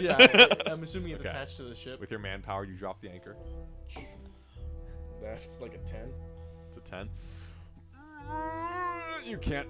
Oh, watch it! Don't throw out your back there. I'll help. Let me help you. You're not. No, he's the Oh only shit! one on You the went vessel. alone? Are Damn, we never At mind. this outside point, this it's point? about what it would be moving at. I'm gonna do that again. Yeah, it'd be about 90 feet out from shoreline I'm at this gonna, point. make sure it's my, are I'm we lifting with outside my at this legs point? and not my back. Okay. Are we outside at this point? This would be happening while you guys were out there before. That's This is the big 11. spot. an 11. Yeah. One better. I'm gonna fucking rage. I'm gonna fucking rage. I'm raging. You try and lift up this anchor. You can't do it. You finally lift with your back, and you're like, "Fuck!" Fuck get this really shit. pissed.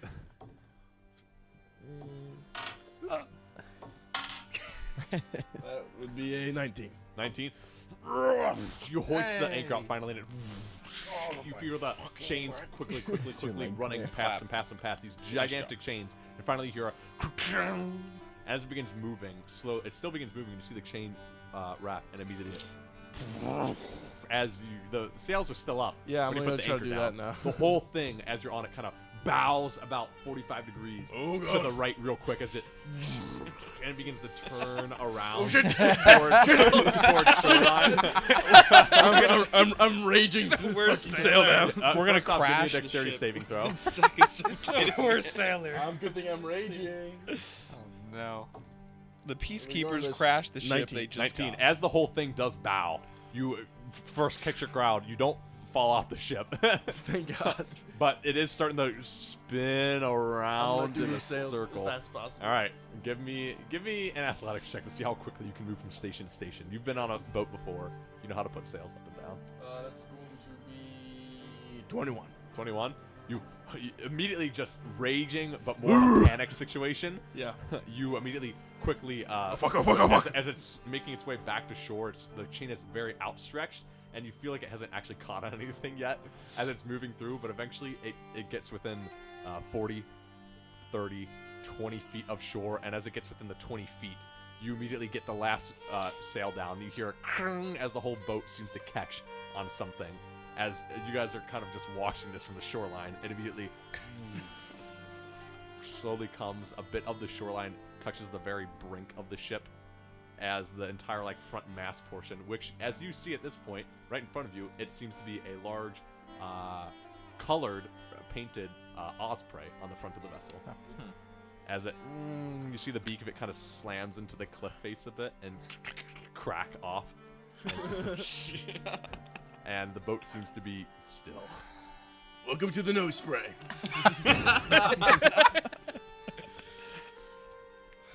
Your ship is parked. Wow. Good job. We have insurance. It's okay.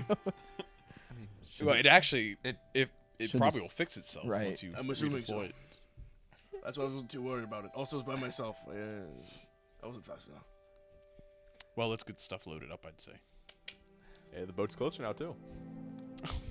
It was all part of the plan. I was Tokyo. Game's I was easy. Tokyo drifting that on purpose. Game's Do an easy. emergency brake. So you guys begin loading your materials. Yeah. All right. You guys can mark this down for your gold then, that you get from the rest of the remnants, the stuff that was down there. You found about 3,123 gold pieces. 1,123. Just You got the loose coins? Yes, these are all the loose coins. Is that including the chest or not? No, this is not including Okay. the chest stuff. Okay.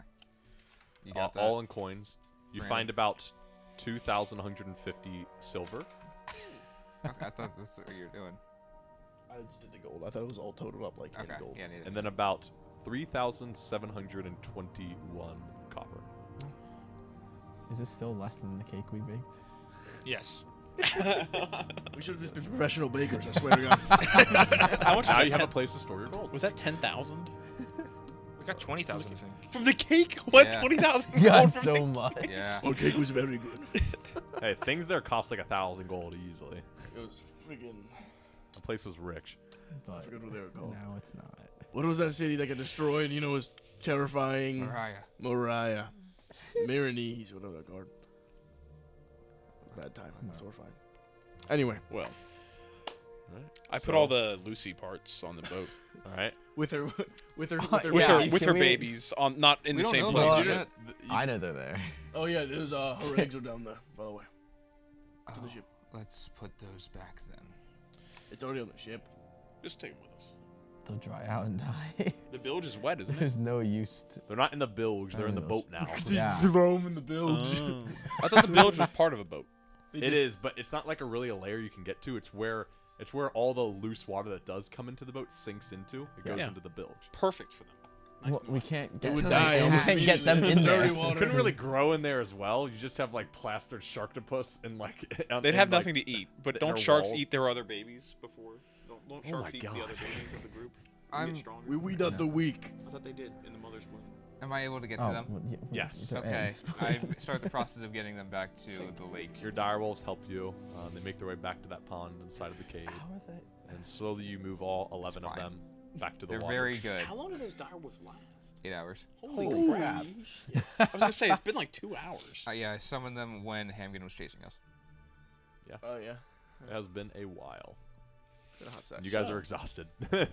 I'm gonna probably try to like- sleep on this boat because I feel like it's the safest place on this island. Probably. Yeah. 2 questions. Yeah. First, do any of you know what VGH stands for? Very good head. Don't think that's it. No. Where'd you find Would that? I know as a learned boy? Something? Do we know anyone who's on his his Where'd you find that? It was in No. a ledger, in one of the books in one of the chests. Go ahead and make a wisdom. Yes. Wisdom. Yeah. Let me actually bring notes. Just straight wisdom. Yeah. 8. 8. You're like, wait a second. I have heard this before. Crap. Well, I don't remember the name of it though. You don't. It's like you right now. Actually, you just don't remember. Do I know anything of that from Quinn? Have I been to a place that would fit Make a the wisdom acronym or a name that would fit that acronym? V Zanzibarian. and then G. Golden Highway. Yeah. Golden Highway. 16. Zanzibarian Golden Highway. Yeah, 16. Oh, Oh, it was That's Ledgers. it. It was Ledgers because the guy was a pirate, right? He probably was, Yeah. Yeah. I don't know why I thought that was. Would the ledgers be valuable to anyone? Zanzibar. For any reason? They are He was. Oh, only they're the- like destroyed. He didn't read those. He was like, oh, that's probably what that is. Yeah. Yeah, they were illegible. They were illegible ledgers. The illegible ledgers. Yeah, and The ledgers, illegible ledgers. Nice. all right, very Illegible ledgers, as they belong to Loom. A ledger's Oh, a shit. ledger. Loom's ledgers, legible ledgers. Loom's lecturous illegible ledgers. Illegible ledgers. Yeah. Featuring Heath Ledger. Anyway, you guys make your way onto the boat. Okay. All in your own time. I'm just gonna lay down. There's plenty of shade for you. Go into You're just spider out. Are we doing a full rest or just a little break? I'm not. What time is it? It does seem to be getting more towards daybreak and into the twilight. Actually, do and we into even have? night. A lot of people got hurt during the Yeti fight, so I don't even know I if was people nearly have drowned. hit I didn't have a dice to short spend. end. Yeah, I used a lot of my Aestus shorts. and Arthur are very hurt. I nearly drowned. Yeah, I was electrocuted. I think I'm out of hit dice too. Dell looks like shit. I'm going to sleep. Yeah, I'm Yeah. gonna go to sleep. I have no hit dice. We all should take a long break. Yeah. Um, I did Also, really, does anyone I have a did map of really Keats well by any this chance? time. Fine. Yes, Skeet. Any like close up? The full map that we have. Fuck, the Oh, wells wait. aren't on there. You recall, if you look on the map and you look to the northwest of where you guys are, or in Gascar, Gascar. and you see that boat there on the map. That's a well. Sorry. That boat there on the map. You guys are immediately in that island west of that boat. That island west of the boat is where you saw that other. Well, yes. That's not that far. Nice. Oh, okay. We're pretty dang close. It would take you. I did the math the other day. It was like a day and a half journey. Is that with a full crew though? With a full crew? Yes. We don't have that. Well, we Can have we some sail it? experience, somewhat. How A many full people crew is- would we say it takes to pilot the Osprey? 30. What? 30 people to. One, Yeah. 2, 3, To fully 4. man the Osprey. Which is Yeah. why 6, we might 7. be needing But to help help from whatever I found. I well, don't think there's any intelligent creatures on this island. There's Yetis that were. Motherfucker, you think you can train Yetis to be pirates? That doesn't sound very natural to me, I have to say. I haven't tried. I wouldn't want. I don't trust the Yetis, frankly. Sorry. we killed 2 of them and skinned them. And we have his the boss Have is you hide heard right the here. expression, enough apes in a room with books and quills can write still waters go deep? No, I've not, because that's impossible. I heard they did that, and all they did was throw shit at me. I remember reading about that somewhere. I don't necessarily want monkeys all over our new ship. It can't hurt to try. It definitely can. Yes, I don't feel Do like you being remember attacked. what happened the last I time really we went don't. into the Well, Yetis? People Attacked almost at got all. one shot was almost enough to kill people Yes, the from their Yetis. breath of weapon. It was a breath weapon? The ice breath? The large one did breathe this large ice thing. icy breath. Did like 40 damage or Into some the shit area. like that. It hurt you guys a lot. It made some of you frostbitten. Hamgin's pet. Yeah. It's a That snake. thing will not fit on It the doesn't ship. even have arms. Telling you No, that right now. No, we use Oh. it to traverse in order to find whatever we're looking for. Would even listen to us? Perhaps. I feel like it only listened to him because he beat it. And how would it react knowing that its slave owner was now gone?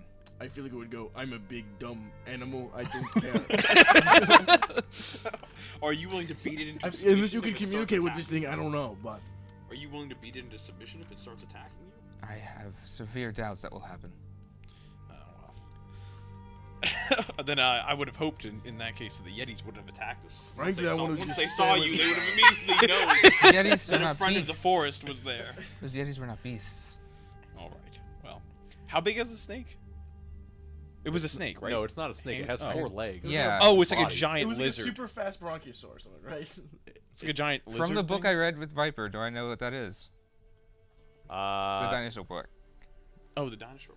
Yes, you would know this to be a brontosaurus. Excellent. Oh. And I know about them, yes. Really fast. Where is it so that was? That brontosaurus was super fast. It's big. It has 50 feet of The thing is, movement. though, I understand that it's like long legs or we make it faster, but to me, I was imagining his legs going really quick. And that was hysterical to me. Like Flintstone. Yeah, like, can you imagine, like, Jurassic Park, really long neck? The whole time it's just going. Hey, it's your own fantasy. You can see it however you want. No, Robin it makes more Deadpool. sense the way you did it. I was imagining it was just like unnaturally quick. I was like, what's wrong with this dinosaur? Also, if when we were I in the, know how was it getting around for the a trees and fact. stuff? We were in thick jungle. I know for a fact that that beast will be able to help us. You know for a fact. Okay, For a fact. I guess. How so? I know what it is. I know what it's I capable know of. what you are, so I'm not making you do anything. Do you have some sort of power or skill that's going to let you to commune with it or Yes. get it on our side? Yes. Okay, you should have just said that. Instead, you're acting like you're going to go up and like pet it and feed it. some Also, food. you're suggesting we go after this imaginary something with almost no guarantee that there's anything out there. Also, What I'm not exactly are shitting we on your looking for? Clearly not. there was Yetis. there's nothing he told us of that there was a thing. What to do I look for. remember from the sensing, the flying, whatever it was? You remember getting a sort of draconic presence from them? Okay. I remember humanoid. Flying humanoids. Are we flying kobolds? Flying kobolds. No, you mentioned, yeah, like Just bully all these kobolds into give me a nerd. you mentioned tribal flying. Wait, so are we gonna? bird Are, people or are we something. basically here Oh. like taking slaves essentially? or That's s- right. Are we like Yes. colonialism? Are you right now? suggesting slavery? Are we Because Not at all. imperialism right now? Okay. I was going to say. Coming to an unsettled Perhaps land they and want to leave the enslaving island as much populace as on we our do. boat? What do we do with them Sound too good. when we have to take our boat back? We drop them off. So you just abandon them. So on we're some just random moving island. them from Gascar to And also, another what island. happens to them when if they decide to just try to live on our boat? Then we have to teleport, like take it again. That's what he's and saying. then- He wants to That's what I drop them off said. on an island. They jump in the basically. water. That's Okay. what they were. Okay. Well, I yeah, remember but I now. mean, That if they're other intelligent, well is on an They island, weren't. right? They weren't Yes. humanoids though, but you got a humanoid sense from them. but if they're Okay. intelligent, aren't Yeah. you basically just taking That a those bunch were the ones that were moving creatures in away from their homes masses. Right. Like you got Can tons they of them talk in to one us? area. I don't know. moving together. Also, I I don't have a feeling that Hamgen wasn't going after the most intelligent creatures. I feel like he was going after dangerous ones, the ones that would be most attractive to people coming to this island. You know, He did mention. no one wants to look at kobolds in a cage. You know. He did mention that he had a vault. I don't know if that's true or not, but I mean, if it's has a vault, I- it might be here, right? This is like a complex, right? Like He brought you to his main complex. Yeah. I say after we rest, we search it, and then I make vote our that next we rest decision. for tonight. Tomorrow we look around. Tomorrow night we can leave. all right. If we don't get any hints of anything, I do want to leave because fuck this place. I agree. Maybe you could use a little. What's that one magic ability that lets you find things nearby? My Detect some photosynthesis. match. Oh. Lets you like Your think of a eyeballs? specific thing that you want to find, Oh, and it like detects it within a range around you. I'm not capable of doing that. I wouldn't know. Unless it is some Do I look sort like a of. wizard? Dean, do you know that one? I've heard no. about it. There's some magic like. Yeah, I don't have that. Okay, I thought there was one. Very- I don't know really Be what's very helpful in your for you arsenal. guys, but That wouldn't he doesn't be have very it. If I know of a specific man-made buried object somewhere, I can find that within a mile. But that's the extent. That's a very, It's a very it's a very strange ability of If I ever yours, lose Del. a hammer, I'll let you know. Wait, so like a man-made thing that is buried under the ground. Yes. So you're basically a great treasure hunter. As far as like pirates You're a go monk. and He has stuff no like that. need for Yeah, but you don't care Physical about things. money and such, Yeah. right? All is useful. Make use of what you have. You should go join a pirate crew after this and just be like, I can find all the buried treasure you want. I mean, it's only so useful when you can only do it a certain number of times per day. Well, what's the range on it? A mile. Well, that's pretty far. Yeah, Milo can probably traverse many islands. Regardless, I'm going to go take a break. I'm sleeping. I'm currently in my sleeping bag. I can keep watching. Yeah, there's no hammocks on this thing, so. Oh yeah, well we're going to have to scrounge for supplies for all of you too, food and such. So. Yeah, I mean we have provisions and stuff, right? Probably.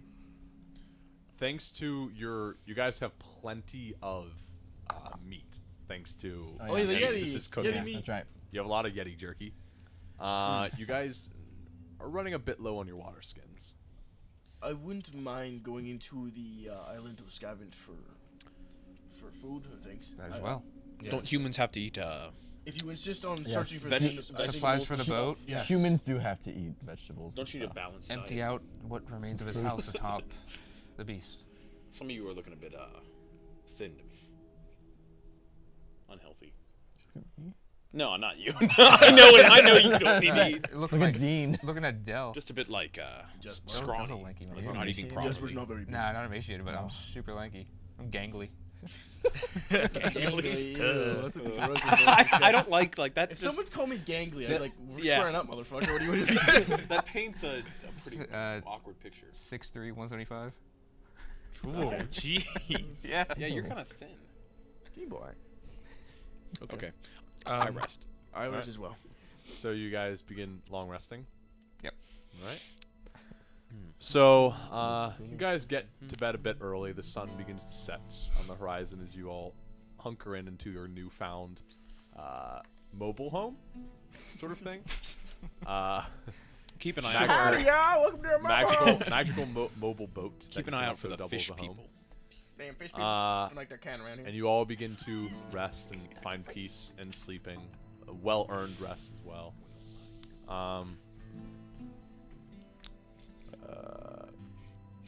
8 hours about pass.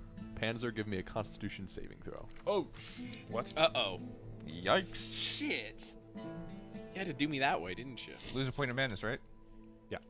Equal to half your level. Hey, I'm free. Natural 1 on the first one. Wow. Oh boy. I was expecting that to go longer. Oh shit. What? Are you a werewolf? I have +5, but Robo werewolf. Right. So, yeah.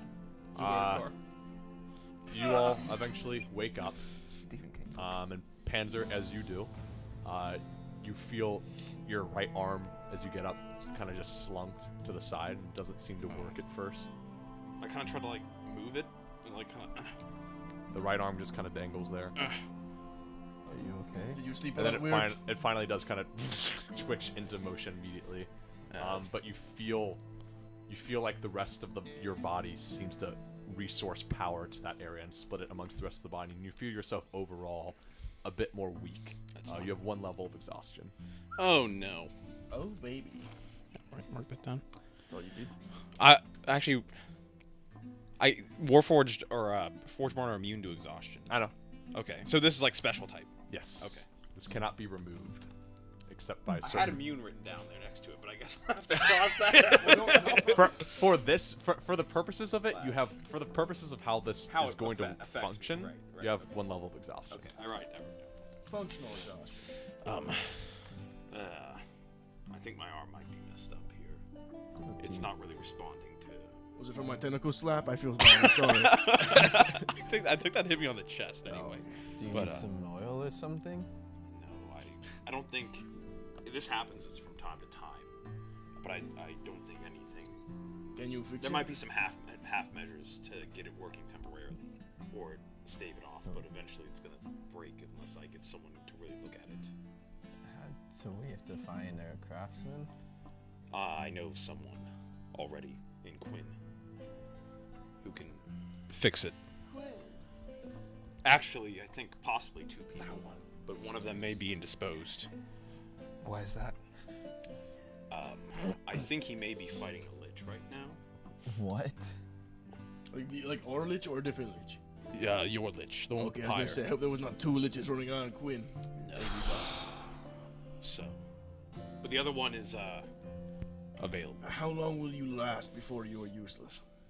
Do I know? Have any kind of gauge of past experience? Well, considering that, you know that usually when this happens and your body's, your construct body is sort of resourcing and sparing power as much as it can. You know, it's like the start, and usually as weeks pass, it seems to slowly take hold of you more and more. But if I get like a bunch of damage and stuff, it would go faster, probably, or yes, you feel like repeated wear and tear will wear out your body. Well, I might have a couple of weeks right now, but the more I get into fights and my body has to repair other parts of myself, it'll just build on itself faster and faster, snowballing until you get 6 points of exhaustion. Until I get 6 points of exhaustion. So do you Termination. die, or do you just go into like a shutdown mode? Well, I would go into a permanent shutdown mode, most likely, but that's equivalent to death.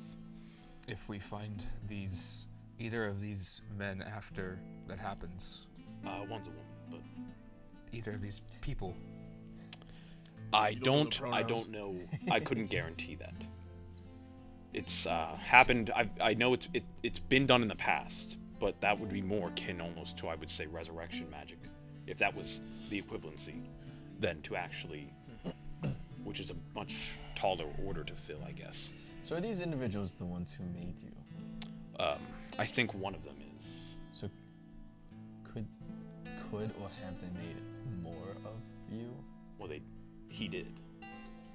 There are others. Not me specifically, but like me. So where are they? And who is he? Well, he's, you may know him, especially if you've been to Quinn before, or at least heard of him. Kind of in the histories, if you're a buff of that. But he's known as the Threaded Man. Do any of us know him? It's folklore in Quinn. You've been to Quinn a bunch, so yeah. Don't like. He hasn't been active in What do I know of a him? few centuries. You recall that he's supposedly the father of constructs in Quinn. He started it like about 800 so years ago, supposedly, is when. It was like 9. You told me like over 900 or something like that. 900 roughly? something years ago. Apparently, he began constructs in Quinn. You were constructed by the Threaded. He's thought to be legend. Yeah. Merely that. How? First of all, he was, from what I could tell, over 900 years ago. He was doing his business. And you said you were one of the first. To my knowledge, yeah. So you're over 900 years old? No, not quite that old. My memory's a bit foggy. I don't really count the exact years or anything like that. But based on what I've read in the books, maybe 850, give or take. And you're just now shutting down? No, this has happened before. But if I can get some repairs, I should be able to keep going. And the Threaded Man is still around? I didn't know where he was until I just heard stories about him right before I left Quinn. I heard stories of a man wielding threads to fight undead in the city. Increase. Is he a man or is he a construct himself? How is he able to survive? Do I know that stuff? Or do I remember that stuff? You recall that you had lost your memory from any purposes of when he left. When he went like ghost, and you heard rumors of this increase. I don't know if it was just from fighting and repairs being made improperly or some things like that, but I don't really remember, or if it was an intentional fault, like safeguard built into me. But I don't really remember a whole lot about the origin or the exact place. I couldn't take you to the place where I was made, for instance. So. But I'm pretty confident. Well, I know I'm right about who made me. Then who is the other person? She seems probably more, other than fighting a lich, she's probably the other one that we might have to go to. Yes, she's a Duragar. She's in the, I meet her in the Jester's Caverns in Quinn. I don't know where she's based out of or anything like that. What's the nearest city? It would be Lum, or Cribia, actually. The Jester's Cavern is located just on the brink of the Snow White Woods. It's like right west of the Great Lake of Tara. Right above that. Oh, yeah, right. Yes. Yeah. Right on there. The Jester's Cavern. Just east or west of the lake and east of the woods. Yeah. Yeah, I've been to that lake. Okay. And she just holds up in the cave. I don't know where she goes or what she does, but that's where she meets me. How does she know that you were there? Do you make some kind of contact with her beforehand, or does she just know? And how do you, your other kind, What are contact you either of about them? to say? She has. Well, do you mean how do I know how to go there, or how does she know to meet me there? Both, I guess. She I don't know. She has her ways, but I have to go eventually. So you just Do I believe that? Make a. I'm gonna insight check. insight too. He's telling this me this shit.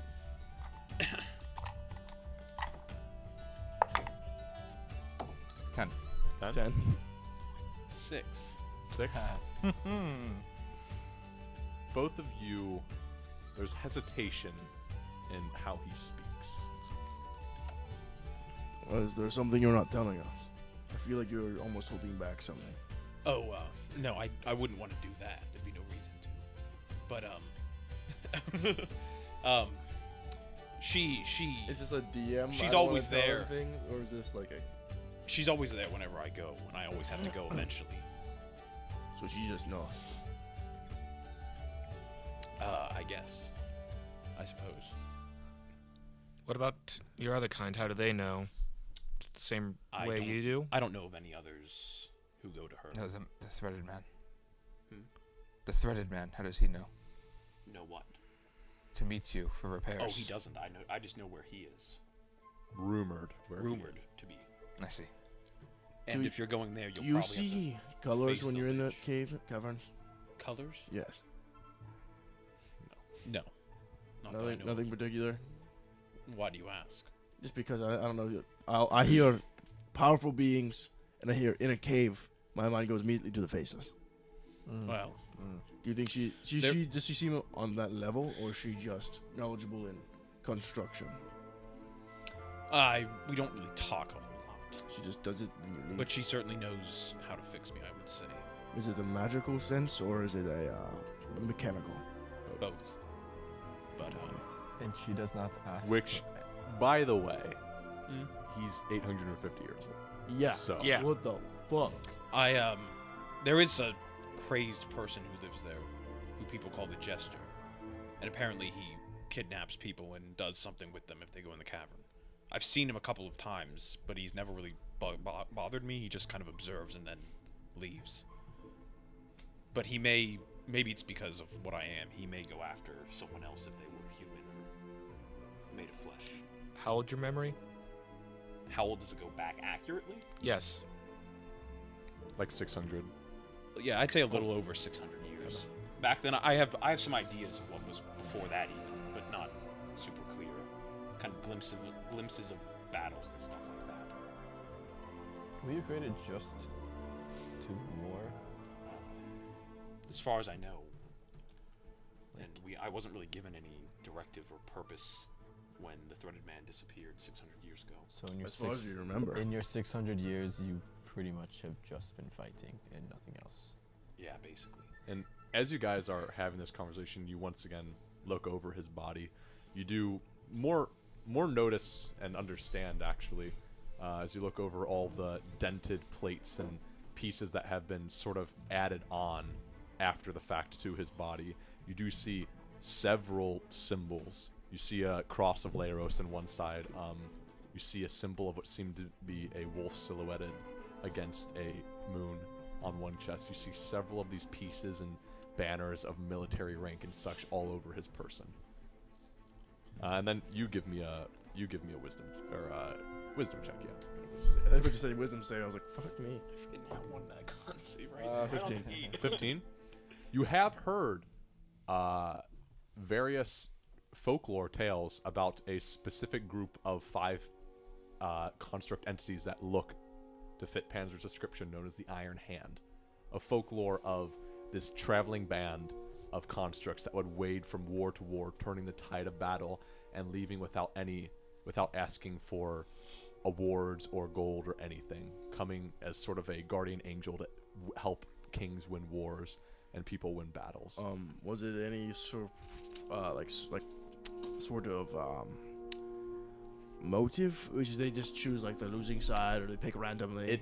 The folklore seems to have a bit of mysticism to it, as if one account details an upstart king in the northern countries asking the gods to help win his war after being laid siege for a long period of time, and then suddenly, as their castle was being sieged, out from the side came this band of 5 constructs that almost single-handedly took out a platoon, which gave the castle enough time to recover. Panzo, I don't want to be presumptuous, but I do have that symbol on me too. Yes, by the way. and the symbol that you often see attributed to the Iron Hand that you've heard of in folklore is on his body, prominently. I don't want to be presumptuous, but that symbol is on your chest, the Iron Hand, correct?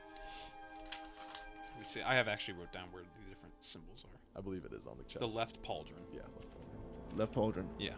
That's the Iron Hand. Yes, it's. Were you part of that?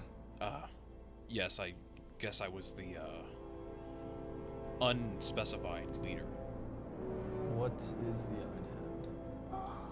I mean, you probably. Have you heard your own stories? I mean, shit. I guess, have I?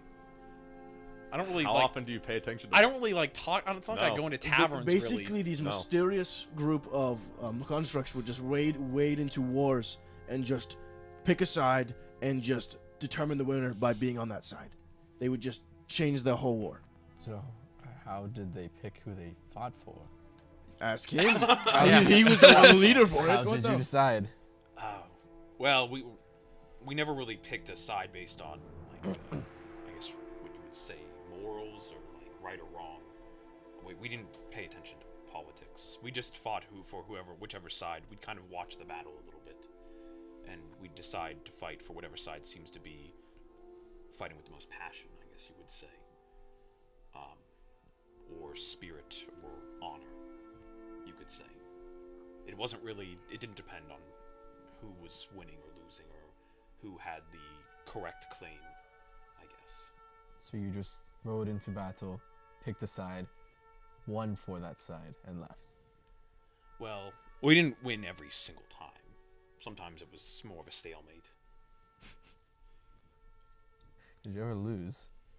There would have been times where you would have lost. There were times my team, my group that I fought with never was destroyed or anything like that, but sometimes there was overwhelming force that just couldn't be toppled. Redfoot's blitz would be the most. Once in Wemberg, there was a pirate raid known as Redfoot's Blitz. How many years ago would that have been? A couple hundred? That was when Vanzbar was getting started, so that was like that was like 200 something years ago. Look, 200. So about 2 centuries ago, and the forces were too overwhelming, and Wemberg wasn't well prepared. They're more of a cavalry nation, so they weren't really well suited to fight on the water. And we fought in that on Wenberg's side, but they still were sacked by the pirates. So, do you know where your compatriots are now? Are they destroyed? Yeah, that's what I was gonna ask. Because I mean, I've seen your pieces. You've said this before. You have fallen comrades that you have taken their parts from. I've never taken parts from the Iron Hand. That was mostly sometimes scavenged from battlefields from my other fellows who were with me during the Juggernauts when I was fighting alongside. The Juggernauts. Do I know who the Juggernauts are? Nope, never heard that one before. Who are the Juggernauts? He's laying down some massive history right now. You guys have never asked him anything about his. You guys met Forgeguard and just said, "Oh, he looks like him." Cool. That was the original group that I was made to fight with. I was a captain in that group, or what the equivalent of a captain would be. Was it? For they were more of an army. It was about 400 odd people like me, forged born. For who For the Threaded Man. And the Threaded Man, was he a leader of a country, or? I don't remember the specifics of that. I remember some of the battles. Time is wiped.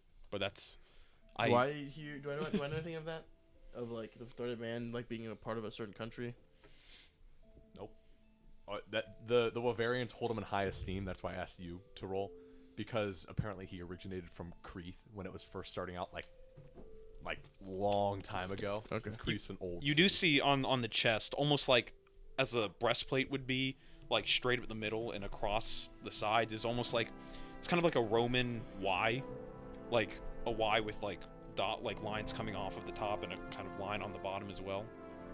And I'm like, this was the crest of the Juggernauts, and it determined rank based on how many lines you had coming off of it. It was just a Y for the rank and file. But we were kind of, I guess, a personal.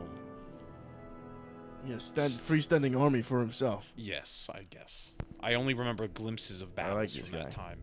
I don't really remember what our mission was. We just went and fought, basically. You've seen some shit. I guess I've seen a few. Well, more than a few battles. Probably more than anyone on the planet. Well, there's some old creatures that have probably been around longer than me. That many battles. You sought battle. Many things that are that old like to hide away for centuries. I suppose you could say I have a good bit of experience in it. Yes. So what did happen to the other Iron Hand members? The same thing that happened to me, or is happening to me, I guess you could say. But they never woke up again, so they're resting now. They're safe. But how come you were spared? Oh my god, this is like the whole backstory come out at once. Oof. I want to know.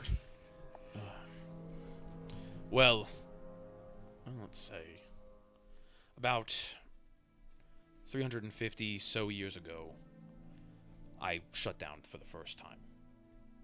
And that's when my compatriots shut down as well. Actually, yeah, that would make sense. We'd been fighting as the Iron Hand for quite a while and taken a lot of damage, and there was no one really to fix us. We couldn't find anyone, at least. So we eventually went to the Jester's Caverns and decided to, as a last-ditch effort, see if we could find someone there. As it wasn't a well-explored area, maybe there'd be some locked-away magician or tinkerer who could help us, or we would be able to find parts from some other Forgeborn that had wandered there. After the Juggernauts broke up, some went their separate ways. So we were kind of... It was really a shot in the dark, but it was our last bet, really. And we fought through the caverns as best we could and breached into just the upper echelon of the Underdark. But we couldn't go any further, and we were taking a lot of hits from the monsters and such that we were encountering. And so finally we just found a kind of small side cavern there and sat down and watched each other's light fade out. That doesn't sound like the Iron Hand to just die like that. Well, we were going there with the intent to find some sort of miracle, but it didn't really come. And we'd already been lagging on for weeks in need of repair at that point. But that was a very tumultuous time in Quinn, and there wasn't a whole lot of industry and safety to be found, so... And a crafter, of course, would have to be of a lot of skill to be able to fix us, so... There really was no one. You. Right, well, I don't know how long I was asleep. I guess it was probably a few decades. Well, sleep being shut down, basically dead. But eventually, a woman, an elven woman by the name of Willow, came by and was able to get me started again somehow. I could never understand what she was doing. She showed me how or told me how, but to me, I don't understand it. A bit above my head. Was it magic, or...? I think it was a combination of magic and technical skill, but that's all I could tell you about it. So there's 3 people that have been able to help you. Well, Willow's not on this world anymore. She's gone. So... Sorry to hear that. Yes. How did she pass? Well,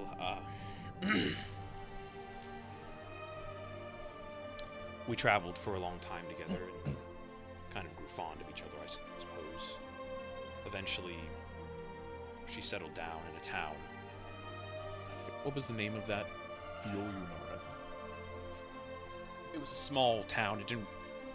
it was more of a city, yeah. Oh, it was like a small city. Yeah. On the map, it is Feel, yeah, it's north right of above the the. lake. It's now. It says the ruins of. Yeah, you've been there.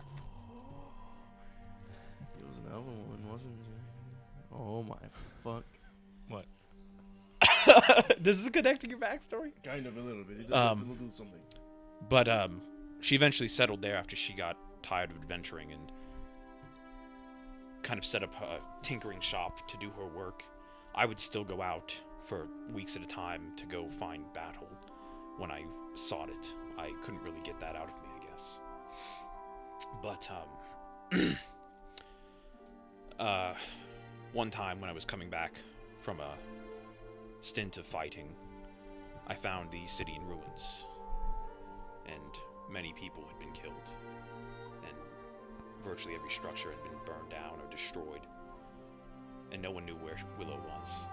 So I set out searching for her, and I searched for 2 days until, in a field just outside of the city, I found her, and she'd been struck by an arrow, and she was dead. She had been dead for a while.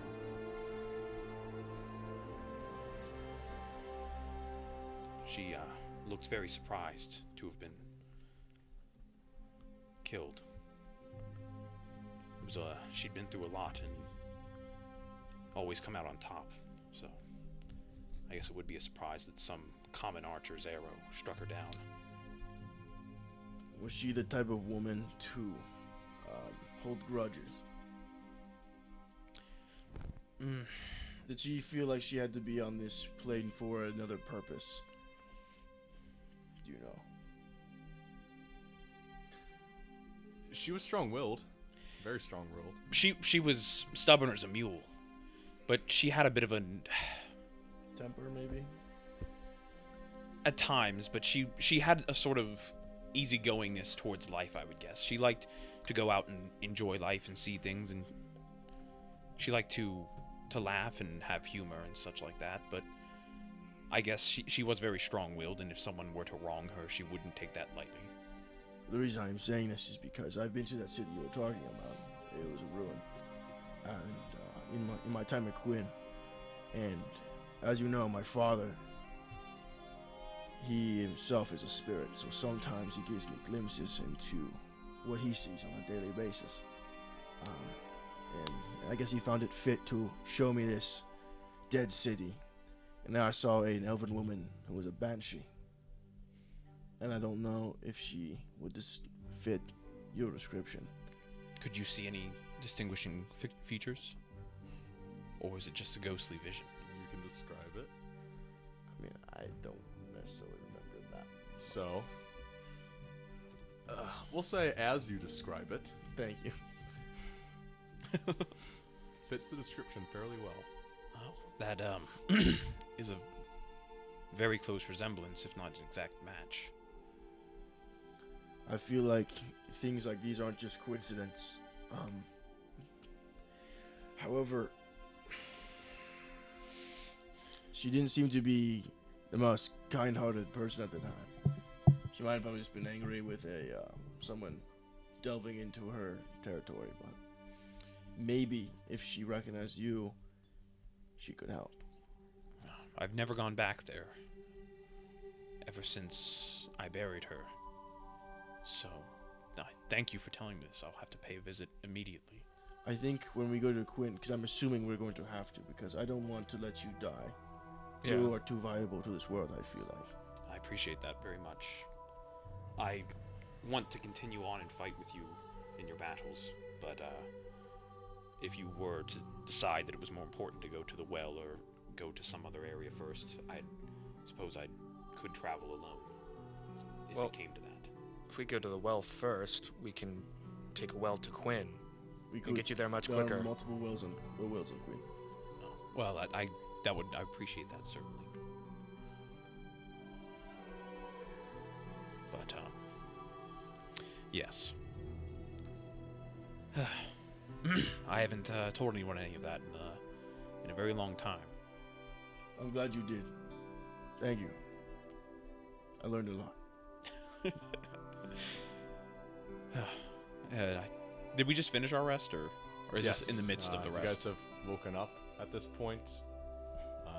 It's all just us dreaming, talking to each other. No. Yeah, you all wake up. The day is then yours. It's still very early in the morning and a bit dark outside as you went to bed relatively early. But first, before we continue, we're going to take a quick break. Mm-hmm. Cool. Nice place to take a break after that. Whew. And Pains are, yeah. oh boy. We'll see you guys again soon then. Woo.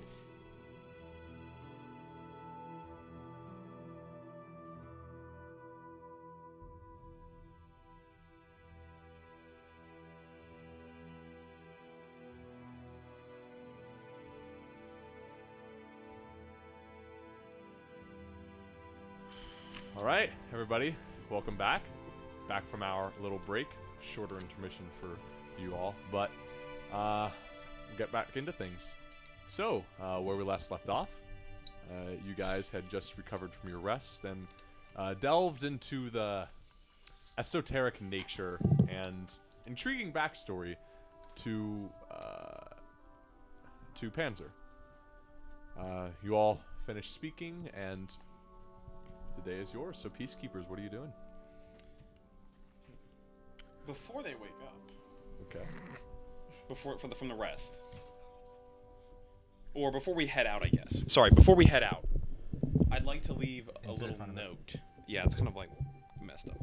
I'd like to leave a little note on top of Arthur's things.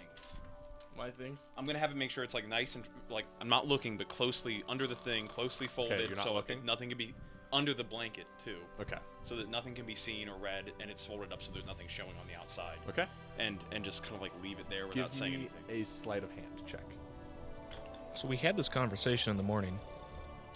Well, this is some. I guess I just like to. It's a bit of a. We've had a bit of time. Yeah. I'm before assuming we set you out. just can't. Would you Getting just slip things this to ready. me throughout the day, maybe? I'm just like putting it on like top of your stuff, basically. Okay, while we're getting ready to go out, maybe. Yeah. Yeah. Yeah.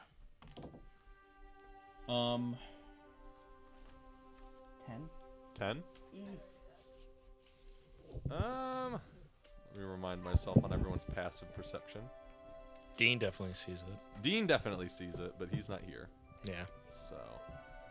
Yeah, that's right. Wow. Yeah. Most people would see it probably. Yeah. Yeah, pretty much everyone besides Jesper would see it. So, as you guys are all getting ready for the day, getting your belongings together, eating some trail rations that you have, some Yeti jerky and such. Oh, I don't really need to hide it from them to know that. I'm just saying I need to make sure that. Yes. Yeah. Yeah, that's what. Yes. But all of you do see. I'm gonna go off. Like And I'm you gonna be just walk off. I'm gonna be waiting on the I'm beach. gonna- Whenever you guys are ready, I'll go. I'm waiting on the beach. I just jump off the ship and Open. walk over there. All right, and you What make was your that? way back over towards the beach as the sun begins to rise on this day, and the rest of you are left on the vessel. I'm gonna read it. Okay. Is Should I it read it? addressed to you? It says comrades. So I'm assuming all of us, but he gave it to me in particular because he loves me. Probably. Very well. Sure. Would you like me to read it out loud? There's a lot. Sure.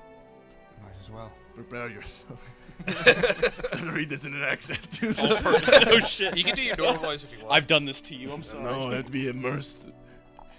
Comrades, I've come to know you over our months of adventure and battle together. I find you to be strong and dependable allies on and off the field of battle. I have not felt this connection since I traveled with your predecessors, the Zealots. Fuck. I find this relationship reassuring, so I have decided to tell you the whole story. The woman who repairs me is a Duragar, who has never told me her name. She is, in every way, a foul and dishonorable person. Hungry for power and lusting for knowledge, she is using me as an agent to achieve her own goals, and has been for decades. I have killed for her, kidnapped for her, stolen for her, and spread fear and mistrust for her, all against my own will. She is the only one I know who can repair me. but were it the only that I could own, I would gladly die fighting for her, on the principle rather than serving for her. Fighting her. Gladly die fighting her, on principle rather than serving her. Her real sway over me is my comrades, the Iron Hand. If I fight her, or I don't return for repairs, she promises to break them down for scrap, and melt their parts to a construct capable of untold destruction, which she controls. So I serve, waiting for an opportunity to rebel and crush her with my own hands. You, the peacekeepers, may be my chance for revenge. Help me defeat her, please. I've written this down because I am not certain what she knows, or how much control she has over me. I do know that she has installed several parts into me for which I know no purpose. She does this alongside the repairs, and installs them in conjunction with critical systems. So disabling or removing them is likely difficult or impossible without major damage to myself. She has been very careful to hide her true motives, abilities, and resources from me, and I do not know where she is based.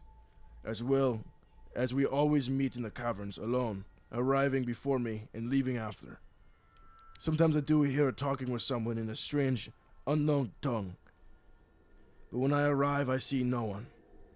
Be warned, she may be able to see through my eyes, hear through my ears, or scry on me, shut me down, or even force control over me.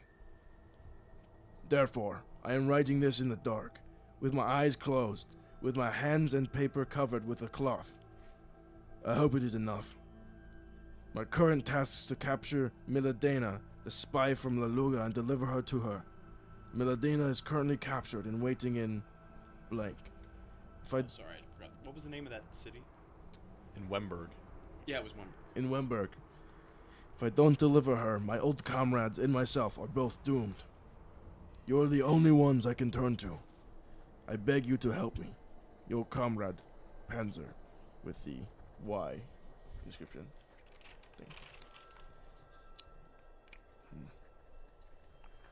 Well, that's a lot. Do we know Miladina? I think I Yes. recognize the name. She was the one who The- met with Ezekiel in Laloga. She was the That's right. Vanzibarian spy. Ew. That's not good. If she's a Dorogar, she might be from like the north of Quinn, where I have heard stories of dwarves that have dealt with devilish demons, perhaps. Which Maybe, and they've kind of contested Zanzibar, I believe. which type of fiends? You know, the country is called Croat. Croat, yes. The country of Croat. All I know is their banner reads, "Our power runs deep," correct? So I'm assuming... And that was changed after the revolution because Ostrana, which is that country, remember the city of Cinder used to be called Crotengard. All of that used to be Croatish territory, and they ran under a different flag, and they ran under a different motto. But ever since that revolution, there's been rumors about them. I fear that they have dug so deep that they've unleashed something that they also have power over, and that instills them with power as well. You mentioned devilish demons. I don't know exactly. All I know is they're dealing with something Those are rumors foul. that people have always heard from them, is that they're demon worshippers. And I'm assuming they are coming in conflict with Zanzibar. Because they are a powerful country, full of will. Do we think... We never learned where Trent or Wayne is from, did we? I don't think so. He kind of just is from Luluga. Most in Laloga from Quinn. If he's from Quinn, I don't know if they're related at all. This is adding another layer of complication as well, considering we probably don't want to help her, but we want her to repair Panzer. So a trap. I don't know how powerful she is. Nor does he, I believe. So, either she's very powerful and we'd be getting ourselves killed, or we could overpower her and somehow force her to make the repairs. We had to pretend when we talk to him, we have to pretend like this conversation never happened. We just know what he told us Yes. earlier this morning.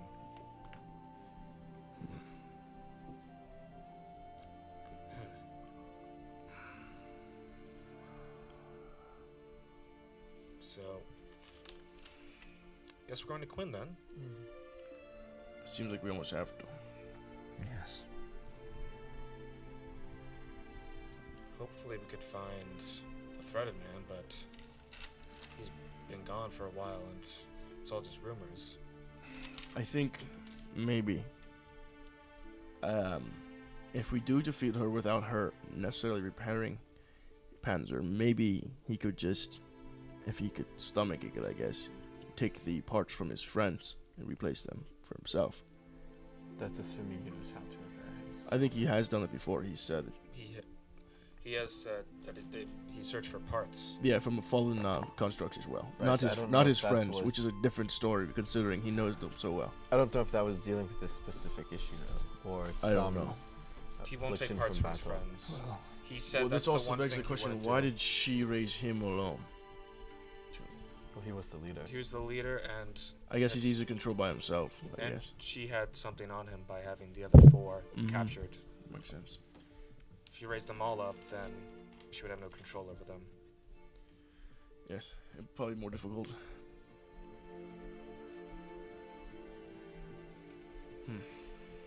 This is gonna be tricky. Yes, it will. Do we know what is in Quinn that... Do we have the book? Do they have the book on them currently? Fuck. Matt has it. The journal.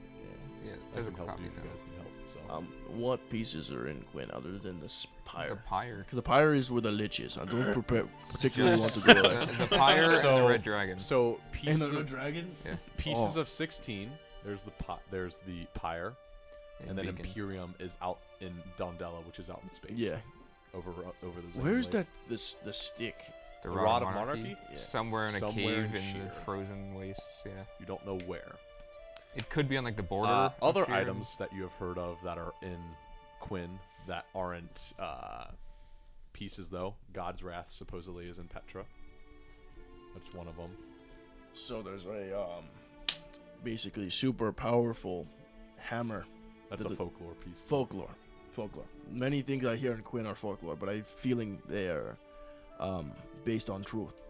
The dwarves have made some sort of god-slaying weapon almost. It's a hammer that's of monumental power.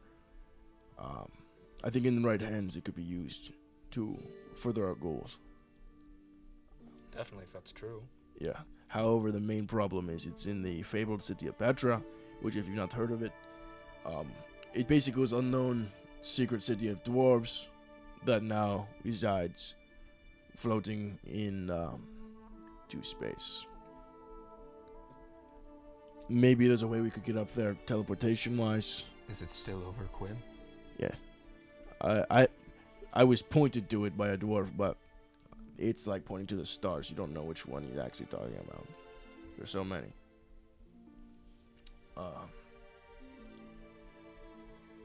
There's lots of things in Quinn. Personally, this is kind of important. I have told Ezekiel about this. There is a army. I think I might have told you guys about it, maybe. The Crimson Marchers. Have I told you about this? Briefly. So, I'm assuming whoever, maybe the Threaded Man or some other construct builder, he had an army. You would know the name of the construct builder. Which was... Argatharus the Red. Argatharus the Red. Yeah. That's a cool name. His name was Argatharus the Red. He built these Crimson Marchers, and it's been told that whoever releases this army will see that the whole continent of Queen will run red with blood. Will turn crimson. Again, in the right hands, it might be beneficial. An undead army versus a construct army has a lot less casualties. My main concern with that is I have a suspicion a certain count is on the trail for that. The key that he wants us to have, supposedly, well, from what we've been told, it unlocks all sorts of things. The army is sealed away and basically is very difficult to get into without the proper arrangement. The count is from the city that it's supposedly in. And now he's in Tarf, and he wants to get the key. I don't trust that man, regardless. I don't want that. Neither do I don't want that army anywhere near that man. Nowhere near his control. That is for sure. An undead horde of vampires plus constructs. I don't like that. Can I insight Ezekiel to see if he had any reactions during him saying that? Are you holding back reactions? Trying to get good luck. Certain Hey, ones. how you rolling? There you go. Watch I yourself, started. man. I Watch started yourself. doing it. Just go up here. All right. Little Go wrist ahead. action. Make Keep your your rolls. elbow above the Wisdom insight contested by charisma deception. That's a 20. 15. 15. The only emotion you're going to see is like anger or annoyance. I guess rather. Did he pass? No, that's the only one he's gonna. That's the see. visible Okay. thing you That's the one showed. you're letting on. Okay.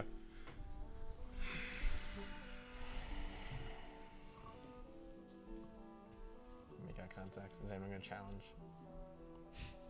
I'm Do you not know- going to try to insight. Well, no, not that. Do you have any information on this? I do not. What do you know about the Count? Do you know anything about this man? I feel like you know nothing of him, yet you serve him so blindly. I do know enough. Enough. Enough. Well, like what? Something that we should know? What would you inquire about? Is this something? Yes, he is from Cinder. Mm-hmm. It's pretty obvious by Yes. his name. Yeah. Yes, he is a incredibly powerful vampire. Do I know his precise motives for the skeleton key? No. I knew he was looking for it prior to setting out. However, it was not my assignment originally to find this. I knew that he was looking for it. I'm to level with you. It would not surprise me if he was searching for this armor. However, I do not precisely know what would occur if he acquired them. World domination, perhaps. What world is there to dominate anymore? I don't know. But he's a vampire. He's planning on living forever. Yes, until the world itself falls apart and then all life, alive and undead, will cease. Regardless. Exactly. The world's going to end anyway. I don't want it to end sooner. And I don't want him with that power to hinder us. So who would we rather have the power given to? Everyone. I feel like that. I'm not going to do the Count, that's for sure.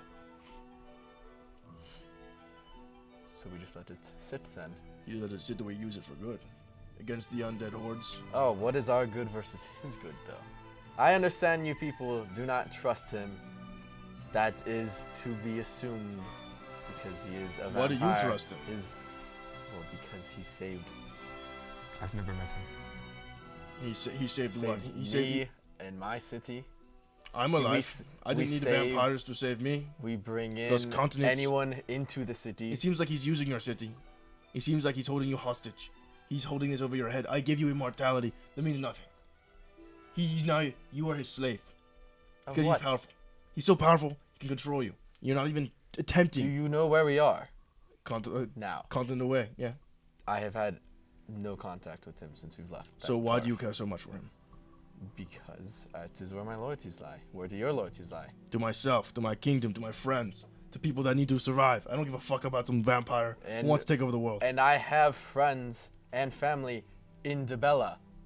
I do not want to see them cast away and murdered if he just uses this army. We didn't say that they were going to be murdered. No, but if someone else were to accrue this army, or people find out what Debella actually is, there would be some conflict. Most likely, yes. Our best defense, we are strong, we have good numbers, but our best defense against those who do not want to see us in this world is keeping Dibella hidden and mysterious and maintaining those rumors. Why else would vampires, who are powerful in their own nature, not just be upfront about what they can do? Because they do evil. Yes.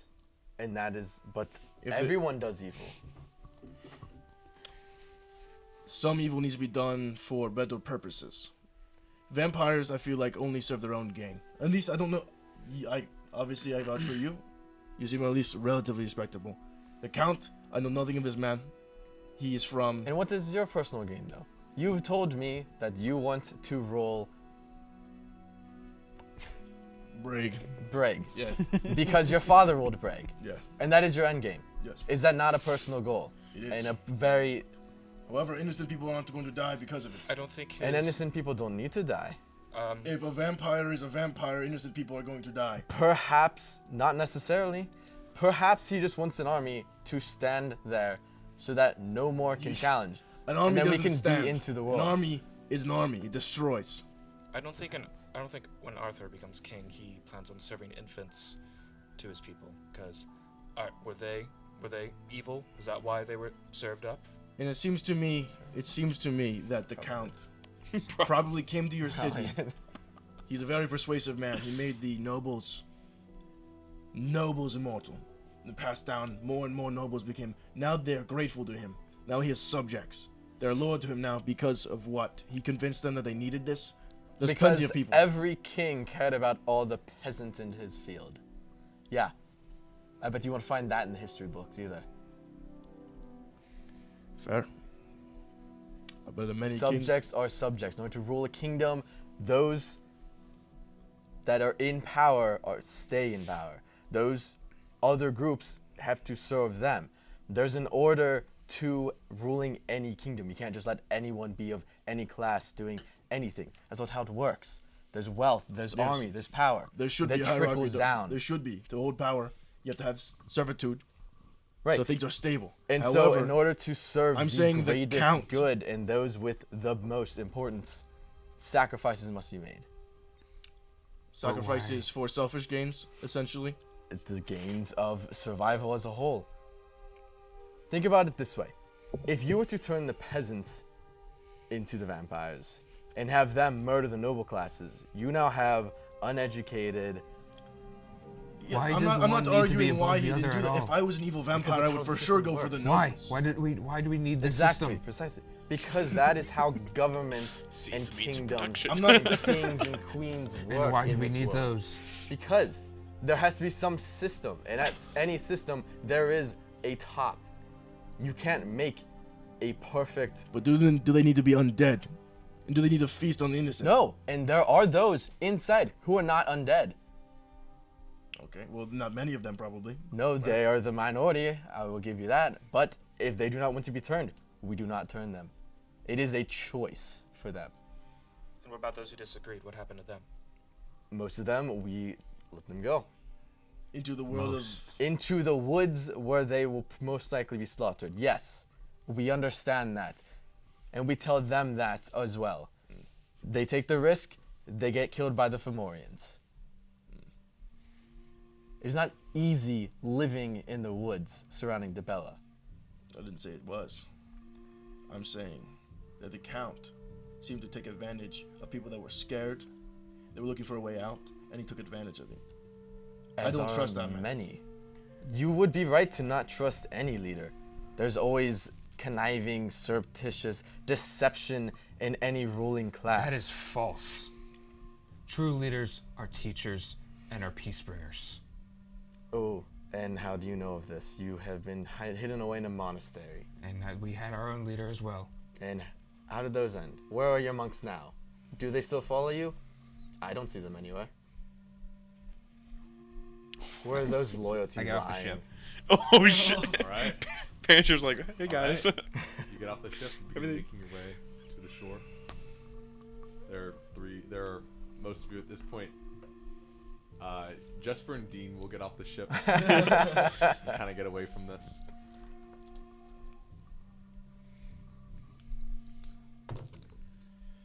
Listen, I understand he's not to be trusted, but I believe there is also supposed to be an amount of honor in keeping deals and promises. I guess. I respect keeping your honor, keeping your word. But to a man who most likely is lying to you, why should you keep your honor to him? Because I have no reason not to be loyal to him at this point. So you're just doing it because? Well, it's not because. I always have a home. I have people to return to. He keeps them safe. He keeps me safe. Let me ask, how long do you think before the Inquisition finds that there's vampires held up in battle? And this we found out very quickly. This is precisely why he might be looking for an army. Yeah, think of us as our own race. You talk about genocide of races as being some of the most malignant, disgusting occurrences to happen in history, and yet the world would be completely content with letting an entire civilization and race of vampires to disappear off the earth because of what we are. These Feed off the living. We feed off the living. You're undead. You're not. They aren't meant for this world. No. Also, it's not as if you are some ancient culture of vampires that are honorable that No, held a we're code. not. You're simply rich folk who just decided that the easy way out is to eat people. So yes, should we also eradicate the sometimes dragonborn? the best way, the honorable way, Carnivorous? the good way is the hard way. I have no respect for someone who take the easy way out just because it's there. It What seems makes like you think it is the Especially easy when way it out? harms others. because you took it like that, probably. I'm assuming so. I'm making an assumption, so I cannot say. That is not entirely how it was. There was much strife in the manor. There was the people But who they ultimately had bent to the weigh knee. ends. There were those who did not agree. And in a city, Also, my question too is, you know how powerful the Count is. How do you not know he is not convincing those of the weaker-willed nobles that they want to be vampires? all of the nobles who are vampires from Dibella are vampires. Yes, but they were probably not vampires originally, correct? No, none of us were. How do you know that they weren't told you're being a vampire by the Count? I'm sure that there were those who did not. So you're telling me it's probably entirely possible that Count has forced his will upon these people? Yes. How do you know that you are not forcibly willed? Because I willingly chose. How do you know? Because I made the conscious decision to not run. Or not. So you made the conscious decision to stay with the Count, where he can use you to his own gain. Yes, because in a world where the affliction is taking over millions upon millions, I'd rather have my security in life. Albeit what kind of life it is. Yes, it is one of servitude. That is my decision, though. Are vampires immune to the affliction? Yes. That's the whole reason why That is basically why Dibella became a vampire city. This disease is running rampant on Tarf. It is running rampant on Sol. Most of the world. It's pretty much everywhere, right? I mean, you heard when you guys were in Shown, you had also heard that in Dietrich, the entire city right. had become afflicted. You've seen Hogs Hill have to send a lot of people towards Crone, and Crone has just been Crone is beyond occupancy of the amount of afflicted that they've had. Right. There's a bunch in certain places in Seoul as well. It also is a side note for you, Drew. During the time when the Count came, you were without leadership because Dibella was once belonged to the Brigarian Enclave, but the king hadn't been heard from for months, and so you were without leadership. You didn't have. You guys were basically just there. Yeah. I'm not going to argue with you anymore. I'm just going to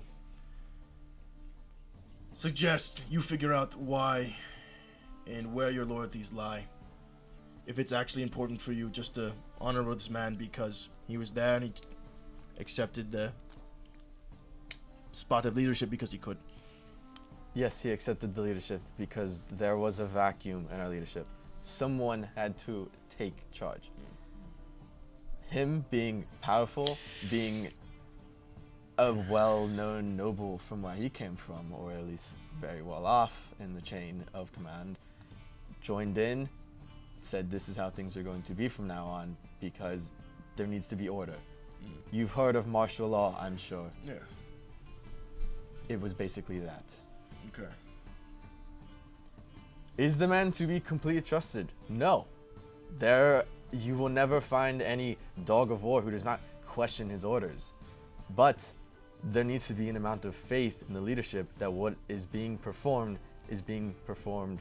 for the good of I guess the population of what it interest. ultimately boils down to is, if it becomes between us versus the Count, which side do you take? Do you want the Count's gain or the world's? Depends who each side is fighting for at this point. Currently, I for do us, not. it is the world. I do not believe that he is not fighting for the world either. He's fighting for his version of the world. His version of the world might be the one that succeeds. Succeeds on doesn't mean it's Perhaps the affliction has been thrust into the world because humans, as it is, there's a flaw. I'm not saying humans are flawed, but from a point of Humans are very flawed in many ways. well, yes, but in this In some ways, I regard, would say our flaws make us stronger. I would agree, except when you come face to face with a disease. That's what our immune systems are for. I don't know what that is. 'Cause I'm Stop. a barbarian. Well, your immune systems cannot fight this one, it appears. I'm not. So maybe there I needs to haven't- be some change in order for life or unlife to continue. So what you're telling me is your life is more important than someone else's. So you No. should be able to kill them for. I'm not saying that at all. Well, I'm essentially, that's what you're saying doing that being in as a order vampire. I'm saying that vampires are immune to affliction. Yes. If the whole world was vampires, the affliction would die out. If the whole was And vampires, so what would we eat? The entire world would die out. You don't have to eat people. Then why do you? There's kind of because Not a lot anymore. You guys don't. All we the animals don't. are going away. Right. I mean, all the food is dying out because. Also, you there's have so much- Fomorians. What? You also have Fomorians, which Yeah. are very good uses for you guys. Yeah. They're basically giant blood sacks. You think that we prey on weaker species, but no, we I don't prey want to keep on. saying weaker species like you're something else. You were Not human weaker. too. I was, and I remember that. I mean, weaker species as in like physically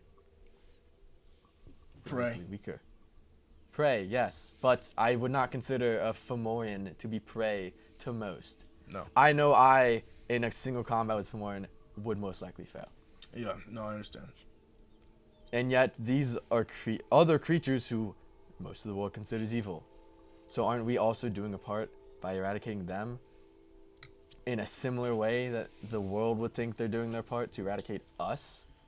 Fomorians aren't hunting people down to feast on their blood. And neither do Fomorians are living, and just when you wander in the path, they're mindless monstrosities essentially. Precisely. And so and me, you are a conscious being, a consciously living killing being, conscious people. I don't consciously kill people at this point. Yes, there was a time we've all killed humans or killed other races. That's just how the world works. Yes, I'm not going to deny that. I've had my But fair share of death before. I do not go out of my way to find a human to now massacre and feed on. There are other ways to do that. I don't even need to feed, first of all. You And think that we just at go this- around at this slaughtering point- every human we come across? That is No. not how it's... No, it wouldn't make sense to. At this point, I'm not even arguing the fact that being a vampire is wrong. I am arguing that the Count shouldn't have your loyalty guaranteed. I don't think he has your best interest at heart. He has his own. Just be Well- aware of that. I don't want to argue anymore. This is no point to. We have business to set out to do. So you cannot change the fact you're a vampire now. I'm not going to judge you for it. You made your decisions. I don't trust the Count. That's period. And that is fine. I have my own questions towards Good. some of his motives. At least you were which thinking. Good. I have always been thinking. It's just when a task is as simple as finding a bride or locating this object, there are not many questions that need to be I understand. asked. Something of this regard, especially when you're considering an army of thousands of robotic or construct soldiers, that needs some answering, and I would agree. Yeah. However, if Can you also trust what his explanation is? That it's not a lie or a twisting of the truth. that will be more difficult, but I have I known feel the like Count the long Count has enough. had many, many years of being able to twist the truth. So, it's going to be difficult regardless. And I just warn you. If it comes down to it, I will kill you. Shit. Likewise. I understand. But I respect you as a prefer- man, but if it's my life or yours, I am fighting for myself. That is the way of survival. But I'm saying we have a better reason to do this. A better reason to live. I don't want that to happen. But if the Count is in direct relation in front of us for this final battle that's going to happen, the Count's in the way. I'm tearing him down. I have a question for you, though. If we ask the Count, and he explains his motives, what would need to be required for you to believe him? You talk about his deception, and I will not deny he is very well and silver-tongued. But if he does tell you this army is to fight off the Inquisition when they inevitably do find their way into Bella, what will cause you to believe that versus what? I wouldn't not believe him the fact that he will be defend against the Inquisition. I'm concerned what he's going to do after the Inquisition. What's that? Essentially, the Inquisition is his only opposition on the continent. What stops him from just moving through Tarf, collecting people to feast upon? So what would he have to do to placate you? Almost nothing. I just don't trust him, man. Because giving a man an army like that, he's clearly done things that an honorable man probably wouldn't. And it'd be very difficult for me to trust him. So why should people give you an army then? I'm not expecting him to give me an army. I'm going to earn an army. Well, Through trust. How many centuries of work has he been under this? He might have found that trust can only take you so far, but at some point you must step in. If you have no honor, you have nothing. So I don't know if I trust a man with none. I do not agree with that. I think the last man surviving is the one who wins. I guess, but who wins is not necessarily who's right. That is fair.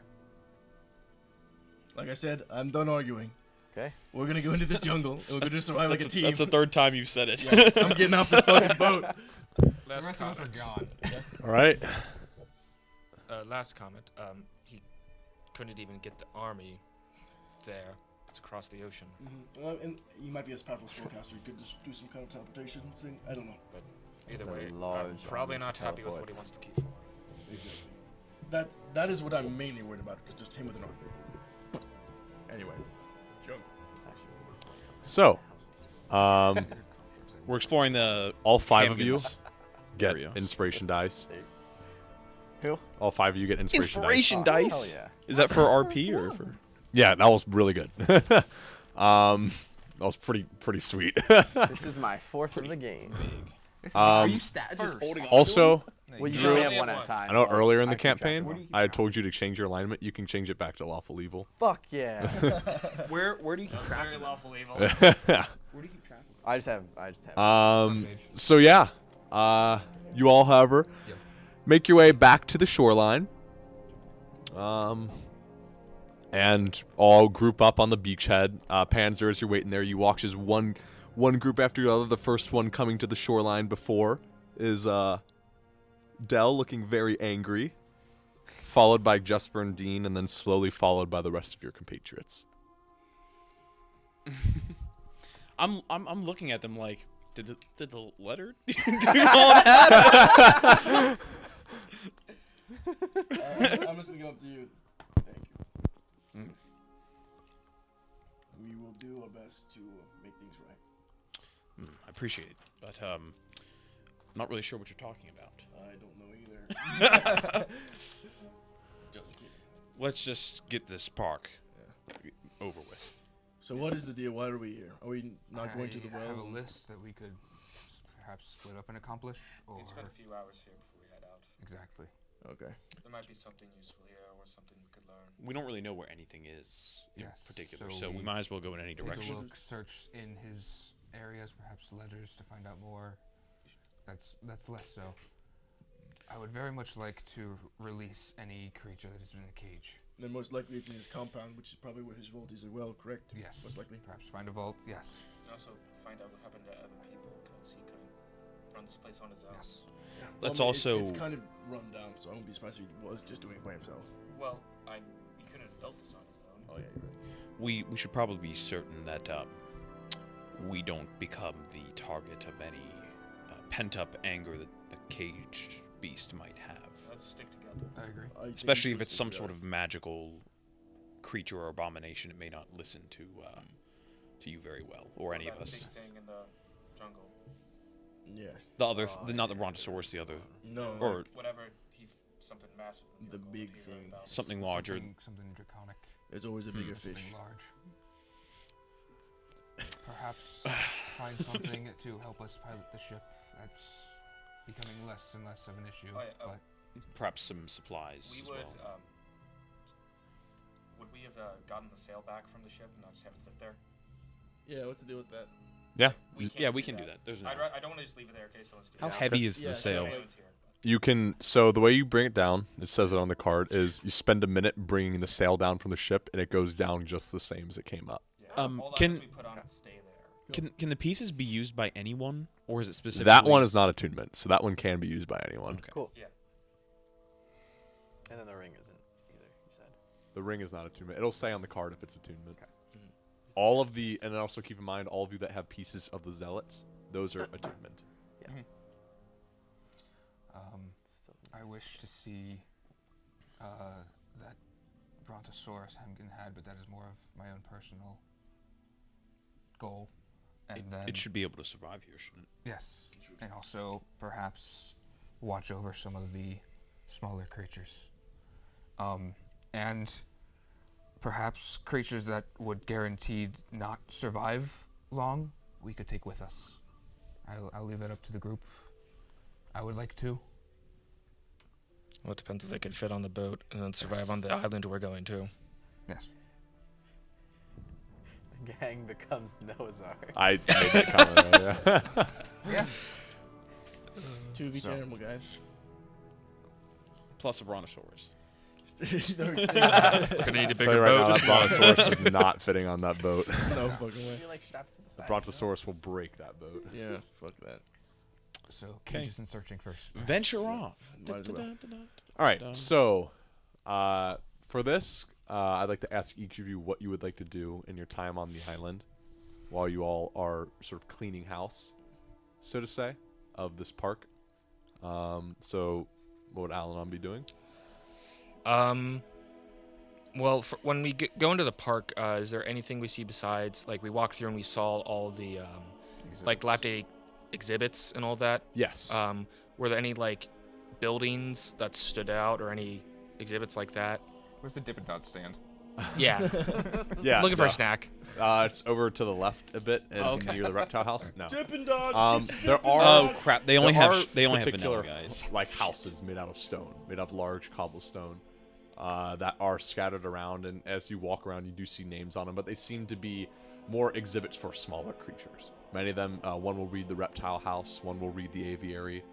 And as you pass through the entire place, it's sort of like it's actually in a very well-made grid, like manner. This entire park, where you'll go down one side of the grid, and they all seem to be organized. But you do start to notice the only creatures that do seem to be actually locked away are typical beasts that otherwise wouldn't have extra magical means of getting out. Okay. So I would, like, if I would, like, look for any, like, buildings people would, like, live in, and when I'm not doing that, I would help him with getting animals out of cages whenever he needs Okay. help with anything like that. Give me an investigation check. Cool. 15. 15. You do happen upon one large house that seems to be like a welcome center, more near the front of the park where you came in. Very, very, very large. And upon walking in, you are immediately hit with the scent of death. You see strewn corpses all around, like a plethora of them, as if and as you do get in, it would have been very difficult for you to get in as the door was barred in a way. But as you did get in, you did see strewn corpses and signs of scrapes on furniture, as well as giant claws had scraped across. Are these humanoid corpses? Yeah, they would appear to be humanoid corpses. And a large amount. The welcome center sort of spans the entire entrance to the place. You do see places that seem to be where it seems to be shaped like a bazaar, actually, like a bazaar enclosed in this large longhouse. Fallout vibes from this. And they're just strewn across, and you don't really make an investigation check, we'll say. Okay. While you're in here. And I also would want to, like, how recent are they dead, and Okay. also how was there any tracks in here that are recent? Like, I want to know if there's a threat in here. Okay. I would Yeah, think. give me a survival check then. Okay. Wisdom survival. Can't Jesper detect undead? Jesper wouldn't have. You would have had to say 11. Okay. 11 total. You're not able to tell how long they have been dead. Okay. But by the tracks, you are from Sol, and this is a creature from Sol, a bit north of Invicta. Actually, you would have heard of them. Seem to be attacks from saber-tooth tigers. Cool. I'm gonna like quietly go throughout the house and just search to see if I see anything else or any other rooms. All right. Go ahead and make an investigation check.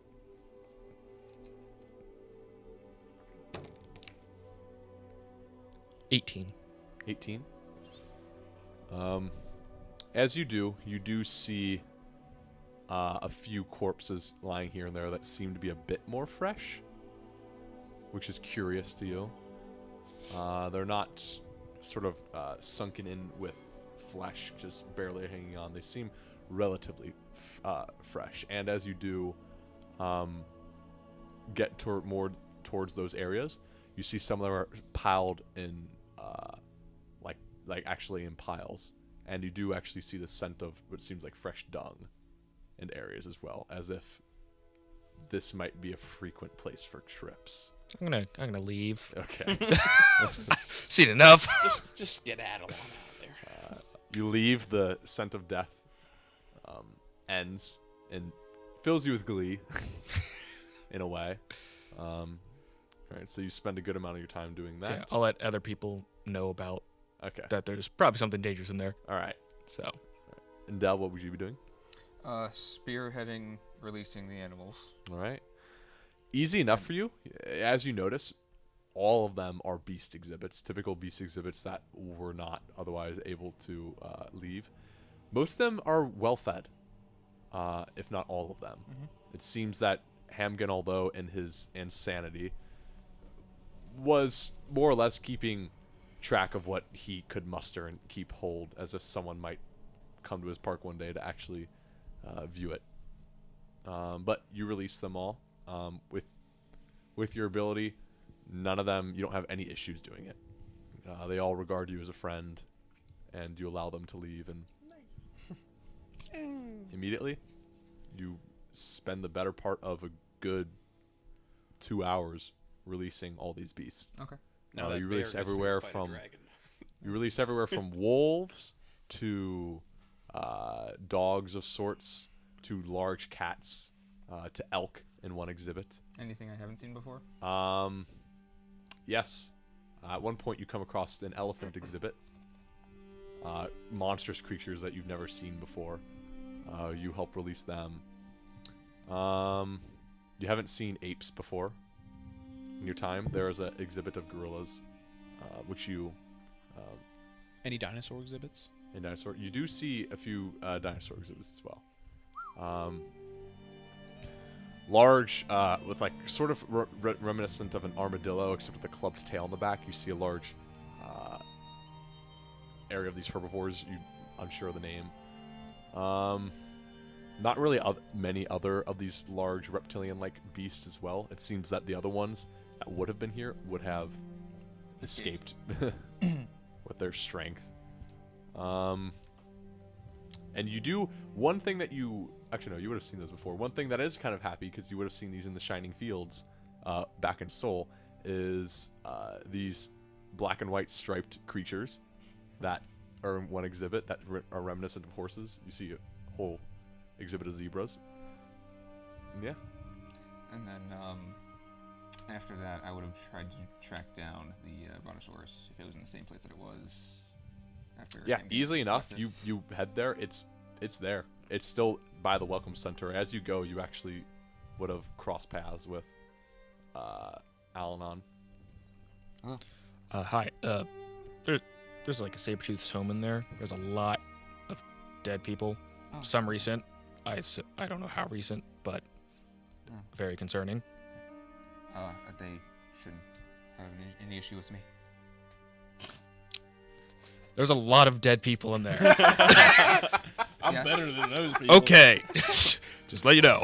Yeah, You do recall the first time you met him, where you were fighting giant spiders and he came in and they just stopped. Maybe you can make friends with him. if you are that concerned, you can stick with me. Sure. Well, I was letting you know in case you go in there, but Okay. I have I'll join you. desire to, but okay. We can perhaps find some furniture for the ship in Hemgen's old home. That's the Welcome Center, but I don't know where his home No, is. I'm going to his pet. Right? Oh, okay. You head towards Billy. Whatever it was. It changed every time. Yeah. It doesn't really have a name. Exactly. Hey, Billy. Yeah. What? And You see its head like 30 feet off the ground from you. Just kind of, it doesn't really pay you any attention, as if it doesn't even know you're there. entirely in Sylvan. Is what I'm gonna speak to it. So Okay. I'm gonna shout out, "Hello." Munching some leaves. Doesn't really seem to pay any attention. Your former master is no more.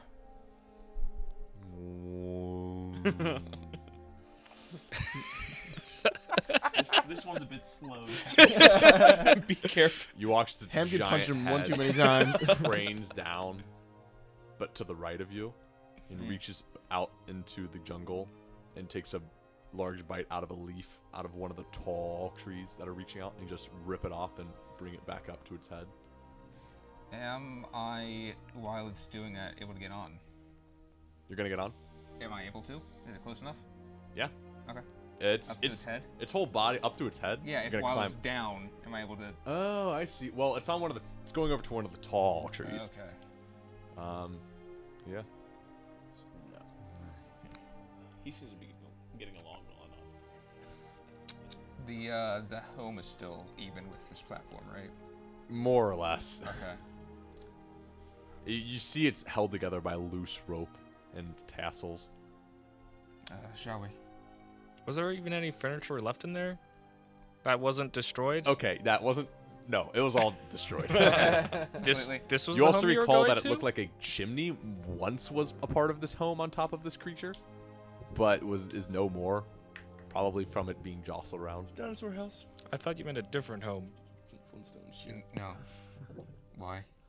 Like everything was destroyed in there. Oh. Want to go? Oh, was he was out riding a dire wolf or something like that? Yeah. Instead of Oh going yeah. out. Oh yeah. So You're we right didn't there. see Yeah. them. You're right. Yeah.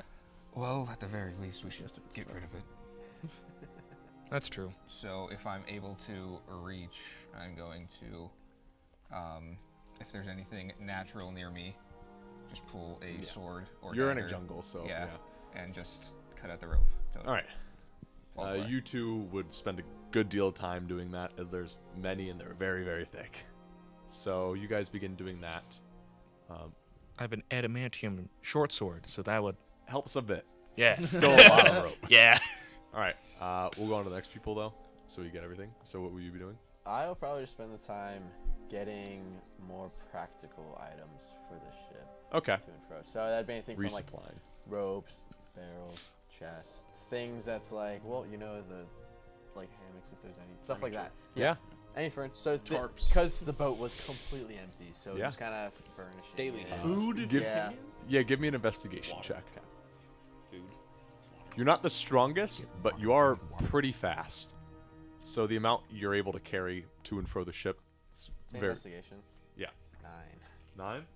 9. You find enough to supply an empty ship.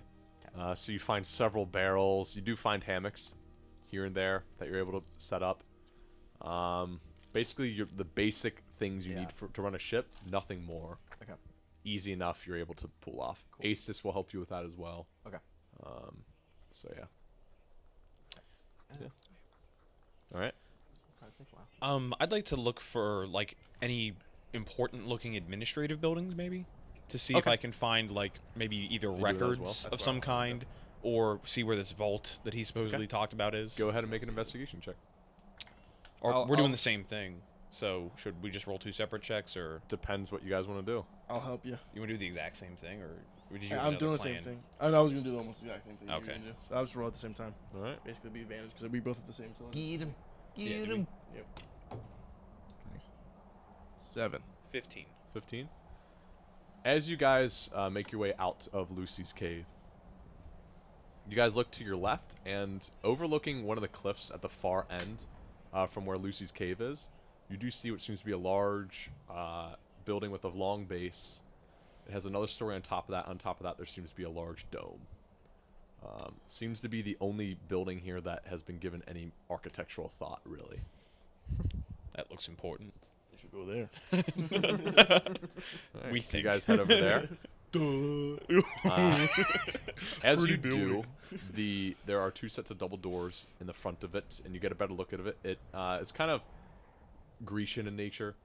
There's columns around the entire bottom side of it, but on top of it, there seems to be another layer made out of wood that kind of juts itself out further from the first column marble layer. Or not really marble, sort of granite. And then on top of that wooden structure, there is a, it seems to be large metallic dome over it, silver. It's a very odd-looking building, but Keep a lookout for any what look like security measures or like wild creatures that are roaming around. yeah, sure. Perception. Oh shit, 11? Pretty bad. Nothing too I'll do the same. out of place. Okay. 18. 18? Nothing really out of place here. It seems that most of the creatures have tried their best to avoid this entire area. That's where Hamkin lives. Because then the fuck will punch you. So is there like a door? Is it locked? There are Is it- 2 sets of double doors leading up. You have to walk up a set of stairs to get to them. Do they look like they go to They're the same very place? tall. Do they look like they go connect to the same place? Or Yeah, they like, connect to the okay. actual building. try to open it, see if it's unlocked. It doesn't feel, as you guys push on it, doesn't feel like it is locked, but you feel like there's something giving on the other side of the door. What's the door made out of? Wood. Yeah, let's tear this shit Got an down. adamantium hammer, so Okay. So both of you Bust take the shit out. So both of you take the time to just whack and destroy better. Muscle bros. Yeah. Just take your warhammer and start going at the door. The entire thing eventually caves in, and you do Full notice on metal. the other side there seems to be a bar on the door. there was a what on the door? There's a bar on the other side of the okay. door. Yeah. That doesn't stop hammers. So you just luckily. keep smashing through. You just smash through the doors until eventually the bar finally breaks and kind of have the remnants of this door here. Yeah. Yeah. Could put a sword through. Lifted it up, you know. I only have blood I weapons. think we're good. So we go inside? Yes. Keep going. All right. So the doors open up for you, and you guys find yourself inside. You see this large open area that seems to be more or less sort of like a mess kitchen area, probably like a secondary visitor center. But the first thing you notice as well, above the wall in this main area, you see this gigantic portrait, maybe like 10 feet by 10 feet, or 10 feet by like 15 feet tall, in the front of this entire room. And on it, you see a man sitting down on a chair, Of course. large grinning face, and adorned with a little of his chest hair poking through. Shit. You see a large portrait commissioned portrait of Hamgin. Is it like framed and hanging on the Yeah, wall? it's framed and hanging a on the wall. massive portrait. We're taking that with us, obviously. No, I was going. We should put this on our ship, like the side of it, so people know we're coming. I agree. Yeah, it just seems to be I hanging was there. thinking of taking it out and just stitching it onto the sail. To the left of you, you do see what seems to be a large booth, walled off area that seems to be like a ticket office or something. And then beside there, in front of that large Hamgen door, you do see this large steel door with a crank on it, like a long turnaround. Approach that first, maybe. Yeah, you probably should.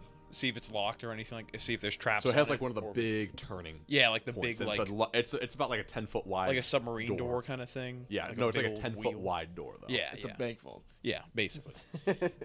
Is there a lock on it, or does it appear to be trapped or anything like that? Right now, as you look at it, just looks clean on the front. Nothing really else besides that turning. point. No key, just literally just the knob, basically. That's all it looks like. Yeah. This seems fishy. Very fishy. So I think we should maybe explore around a bit before trying I'm going to to open turn it. the. Turn it. Yeah, I'm going to just try it. Test As that. you grab onto I it. step back a little bit. As you grab onto it, it doesn't bug. I'm going to strength this bitch. Hold on. All right. Hold on. Make a strength check. It might have some sort of code phrase or something like that. Knowing Hamgen, he's probably a very strong man, and it's probably calibrated precisely how strong he is. That is true. Does that seem likely? It seems stupid enough. Would you like to help me with this? What was his name? Or his full name? Hamgen. Hamgen Tiralex. I'm Hamgen Tiralex. Open my vault, I say in his voice. You say in his voice. Nothing. Nothing really happens. Fuck it. Let's give it a try. Return to this shit. Yeah. A full effort. All right, both of you. Is give it me strength a or strength athletics? check. Okay. I'm gonna rage on this. And All right. for my little burst of strength. Good thing I did that. Natural 20. 21. So for 23 for me. Nice. Each of you, as you grab onto the one side pulling down, you grab onto the other pulling up. Your muscles begin to bulge as it feels like as you are pulling this up, it feels like you're activating a lever system that is holding some very heavy weight. Eye glows red to get that last little bit of strength. So you begin to pull and pull as both of you are clenching, grabbing your fist very tautly and pushing it up and pulling it down. And it feels like it's just a large weight that you're pushing. It doesn't really feel like a door. And you're pushing it further, and the door doesn't seem to be opening as you're doing this, but from behind you, you hear the ground beneath you going. Oh shit. It was set up just to open this giant door on the ground, basically. Holy shit. It's not a real door. It's basically just like a lever that it's like a wheel. It's shaped like a door. What the fuck? And you guys begin to pull and pull until finally you get to the final stretch of it, and you see this large hole in the ground until you finally hear and you are sweating. You're sweating profusely and tired. And you felt your whole body almost give out for a second. I have weeks to live. Let me open this vault and use how much energy. That hard. Worth it. Might have About gone to be overboard. millionaires. I look at the ground like you see like imprints of where our feet like push the stone, compress the stone from pushing so hard. You feel like that was honestly. I just whacked you. Sorry. You feel like what you just did was probably the most strenuous task you have ever done. You fought giants before, and that was more strenuous. Yeah, dude, this was the worst. I don't know how he could even open No it. way. I don't think he was that strong. Let's look He down got this hole. torn What's down apart. there? He must have had like He must have had something special. something to open this for him. I don't know. It doesn't matter for now. Let's look it down this hole. Yeah. What's in the hole? Look down. It slopes gently at an angle and goes into darkness. I look around for something small to like toss down. Okay. There's chairs and table legs. Question. Are you willing to trust me? Before we go down, can we check out the admissions thing first? That might be. I guess that answer is no. I do trust you. I mean, if you want to take the administrative thing, I'll prepare what I had in mind. Are you just gonna jump down or push me down or something like that? No. It involves the painting of Hamgen. No. Yep. You gonna throw that down? Or slide down it. Use the painting of Hamgen like some sort of Sled. Yeah. That's what he would have wanted. Could it even support us? Is the frame heavy enough? It would be funny to try. Break. Break. I think maybe we should check out the administrative. It would the maybe ticket fit. office. That painting would maybe fit the diameter. Maybe. So I like snap off a table leg and kind of like toss it down. All right. You cling, cling, cling, cling, cling, cling. You hear it roll further and further down and down until it finally it does stop about maybe 35 feet at a slope. Do I feel like this would be, do I feel like this is a trap of some kind? I'm Hannibal seemed like a pretty just gonna simple light guy. a torch. Insight I the probably hole. have from Oh, yeah, my Okay. axe. Yeah, we do have Well, torches. Shit, I torches. forgot about that. It rolls in the distance, and you see it like go at a steeper angle and slope until it goes out of sight into darkness. And then you see it stop, and then or you hear it stop for a second, and then you still see light flickering from bottom. Fuck it, you just want to go down. We have light down there now, so I'm gonna light another torch and jump down. You drop down. Yep. Are you wearing your armor? Yeah. Okay. Oh, shite. As you go down, sparks begin to fly as your armor is scraping against solid stone. Oh, shit, Very yeah. quickly. You feel it start to bending at the back Oh, a fuck. bit as you slowly finally make your way to the bottom, though. And do you go down with them? Seeing that, I'm gonna go over and grab the table that I broke a leg off of, Okay. rip the other legs off, and then like kind of sit on it like a sled. All right. And then Still use lying. that to go down. You jump down and it. You begin hearing quick, like smoke trailing yeah. from behind you as the whole thing begins to rub so quickly. It almost feel like you feel a few embers from behind you a bit as it. Oh shit! I can't stop. You start from this position of sitting up right here, and then as you go down, you end up on your back on the ground level. And as you do, you see Arthur standing in front of you with his back, the back of his armor. Do I have a hole? Do I have a hole in my Bent. asses? No, That looks the sad. Your chain. armor's a bit dinged up. The chain is pretty okay, but where the full plate had bent and such, it's like flapped, or where the half plate has like bent and such, it's sort of flapped up even more. You can tell like the tips of it are like bent, Hopefully like that wasn't, almost like a family all the heirloom or way, something. and a very. And now the back of his full plate seems sharper. I'm gonna booty bounce someone to death. But Unintentionally upgrades his full place. Slice. as you come down though, you hear the as you both land. You land in this small, like sand alcove area that gives you a nice fall. And as immediately as you look in front of you, you see a sandstone kind of like basement area. 4 columns in the room. And as you both land in that sandstone area, you hear and the top closes. That was Goodbye. No. I have the torches, so is there anything else like here that's like exit or anything? So This now could be that- bad for you, buddy. And me. Yes. Have you seen Panzer Arthur anywhere? You None of you guys are because- strong Hey, either. you That's the would thing. You because you'll starve Tall to death, building. and me because I need to get fixed. And if I stay down here, I'm. We'll find a way out. Don't worry.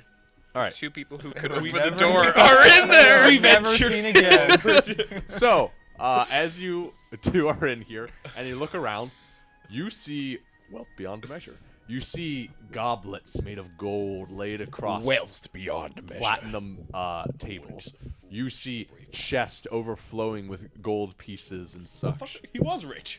You see what seems to be a diamond encrusted skull in one corner. And even more importantly, you're very glad Dell didn't come with you. You see around the entirety of this basement heads mounted across every single wall of various creatures you've never seen before. Do the heads have value, or do they just probably just are trophies, basically? They seem to be trophies of My his. question is, how the fuck See are we what getting happens this if you out of take 'em. here? Is there any feasible exit? Currently, as you see, it's just this room with those 4 pillars and the treasures. One thing that does catch your eye, though, is in the middle of those 4 pillars, there is a single table. Is there anything on the table? At a distance, there seems to be something on top of the table, but you can't see from where you are. We're gonna walk over. For a basis now, since you guys are in the room, the entire room is about 40 feet by 40 feet. Can I It get has a a- ceiling of 15 feet high? Can we get a quick look around, see if there's anything dangerous? Sure or thing. traps? Just gonna be cautious. He might have Make an investigation check or perception. Perception. 6. 18 for perception. 18. You look around for a bit. And for a second, one of the platinum tables, you think, as you get down here, moves a little bit. Platinum table? I knew Hamgin was a poor fuck. These might be mimics. Oh shit. This is a lot of, that's a lot of mimics. That is a lot of mimics.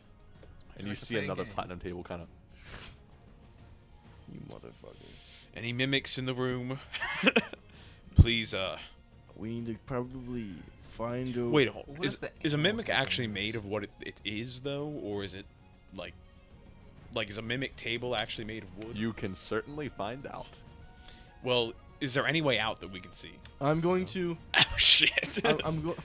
Are there any, like pieces of coins that are, like, kind of farther away, like kind of scattered, maybe, like, one or two that are individual, like, isolated? There's a lot in this room. There's a lot of gold coins in this room. I'm going to, go on the edge and make sure, like, basically whatever's behind me is, like, the wall or something. And I'm going to put the fire to one of the coins. Nothing. So this coin at least is not a each one individually.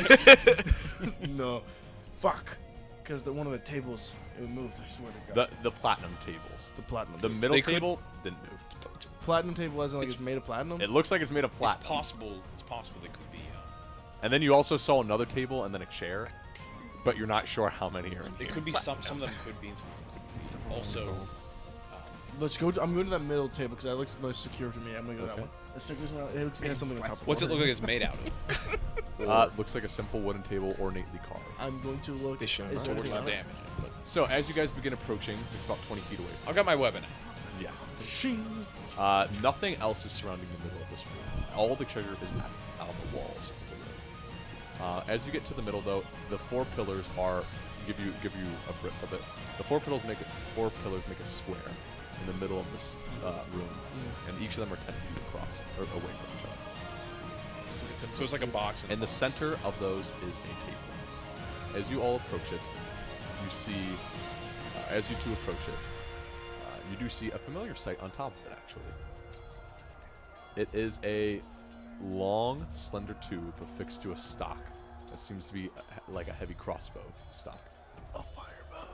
On top of it is seems to be sort of magnifying glass of sorts placed at the top of it. Sniper, dude. He got a sniper. He's got a This is he's got an elephant gun, yeah. Hamgid didn't wrestle anything. He just shot him. How big is this thing? It looks bigger than he could carry. This is not something. So it's like a mounted weapon kind of thing. Couldn't wield. Like could I wield it? Yeah, it's on the table. No, I'm saying is it like a mounted weapon kind of thing? Or are you saying a halfling couldn't wield it? A halfling. Oh, okay. It's like a long rifle. This just screams. It's just all laying out here. It feels super, super duper. I don't necessarily use ranged weapons. Could be good for someone.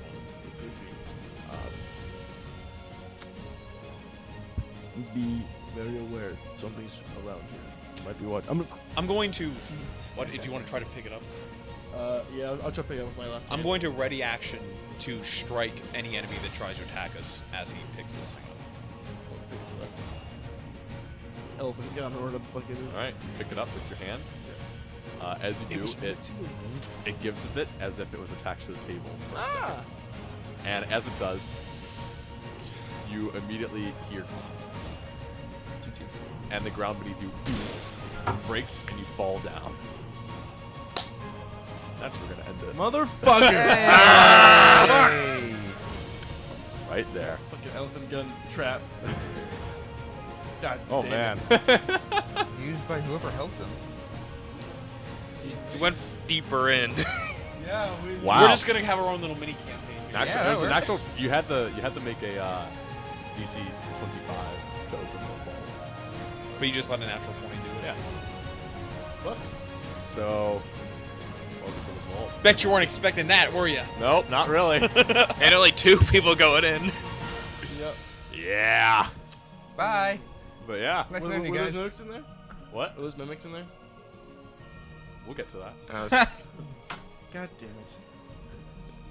Gonna have As Panzer and Arthur make their misadventure into the vault of Hamgin Tyralex. Who knows what wonders they will find within. Possessed boy, Dibs on this broken elephant robot. muscle boy misadventure. Where's that investigation check? I'm so glad they didn't do it. I mean, didn't our just- odds I didn't are think pretty that a low gun anyway. would be like, oh, it's a lever. Like, you know? Do they still have it? As they fell? Was it actually a gun? We'll get to that. Okay. I mean, I've got pretty. a strength gun. Regardless, but strength Dude, base. it's a tranquilizer. Yeah. Beat people to death. But yeah, thank you guys for watching very much. Thank Woo! Next week, Yeah. we will not be having our episode of Nerd Night. In place, we will be doing a one-shot, actually, Yeah. set in this world. So Should be details fun. to come. Maybe a producer, executive producer, Brendan Mitchell will be partaking in this. Maybe we're probably gonna try to get some few people that normally aren't on the show just to spice things up too. Yeah. So stay tuned.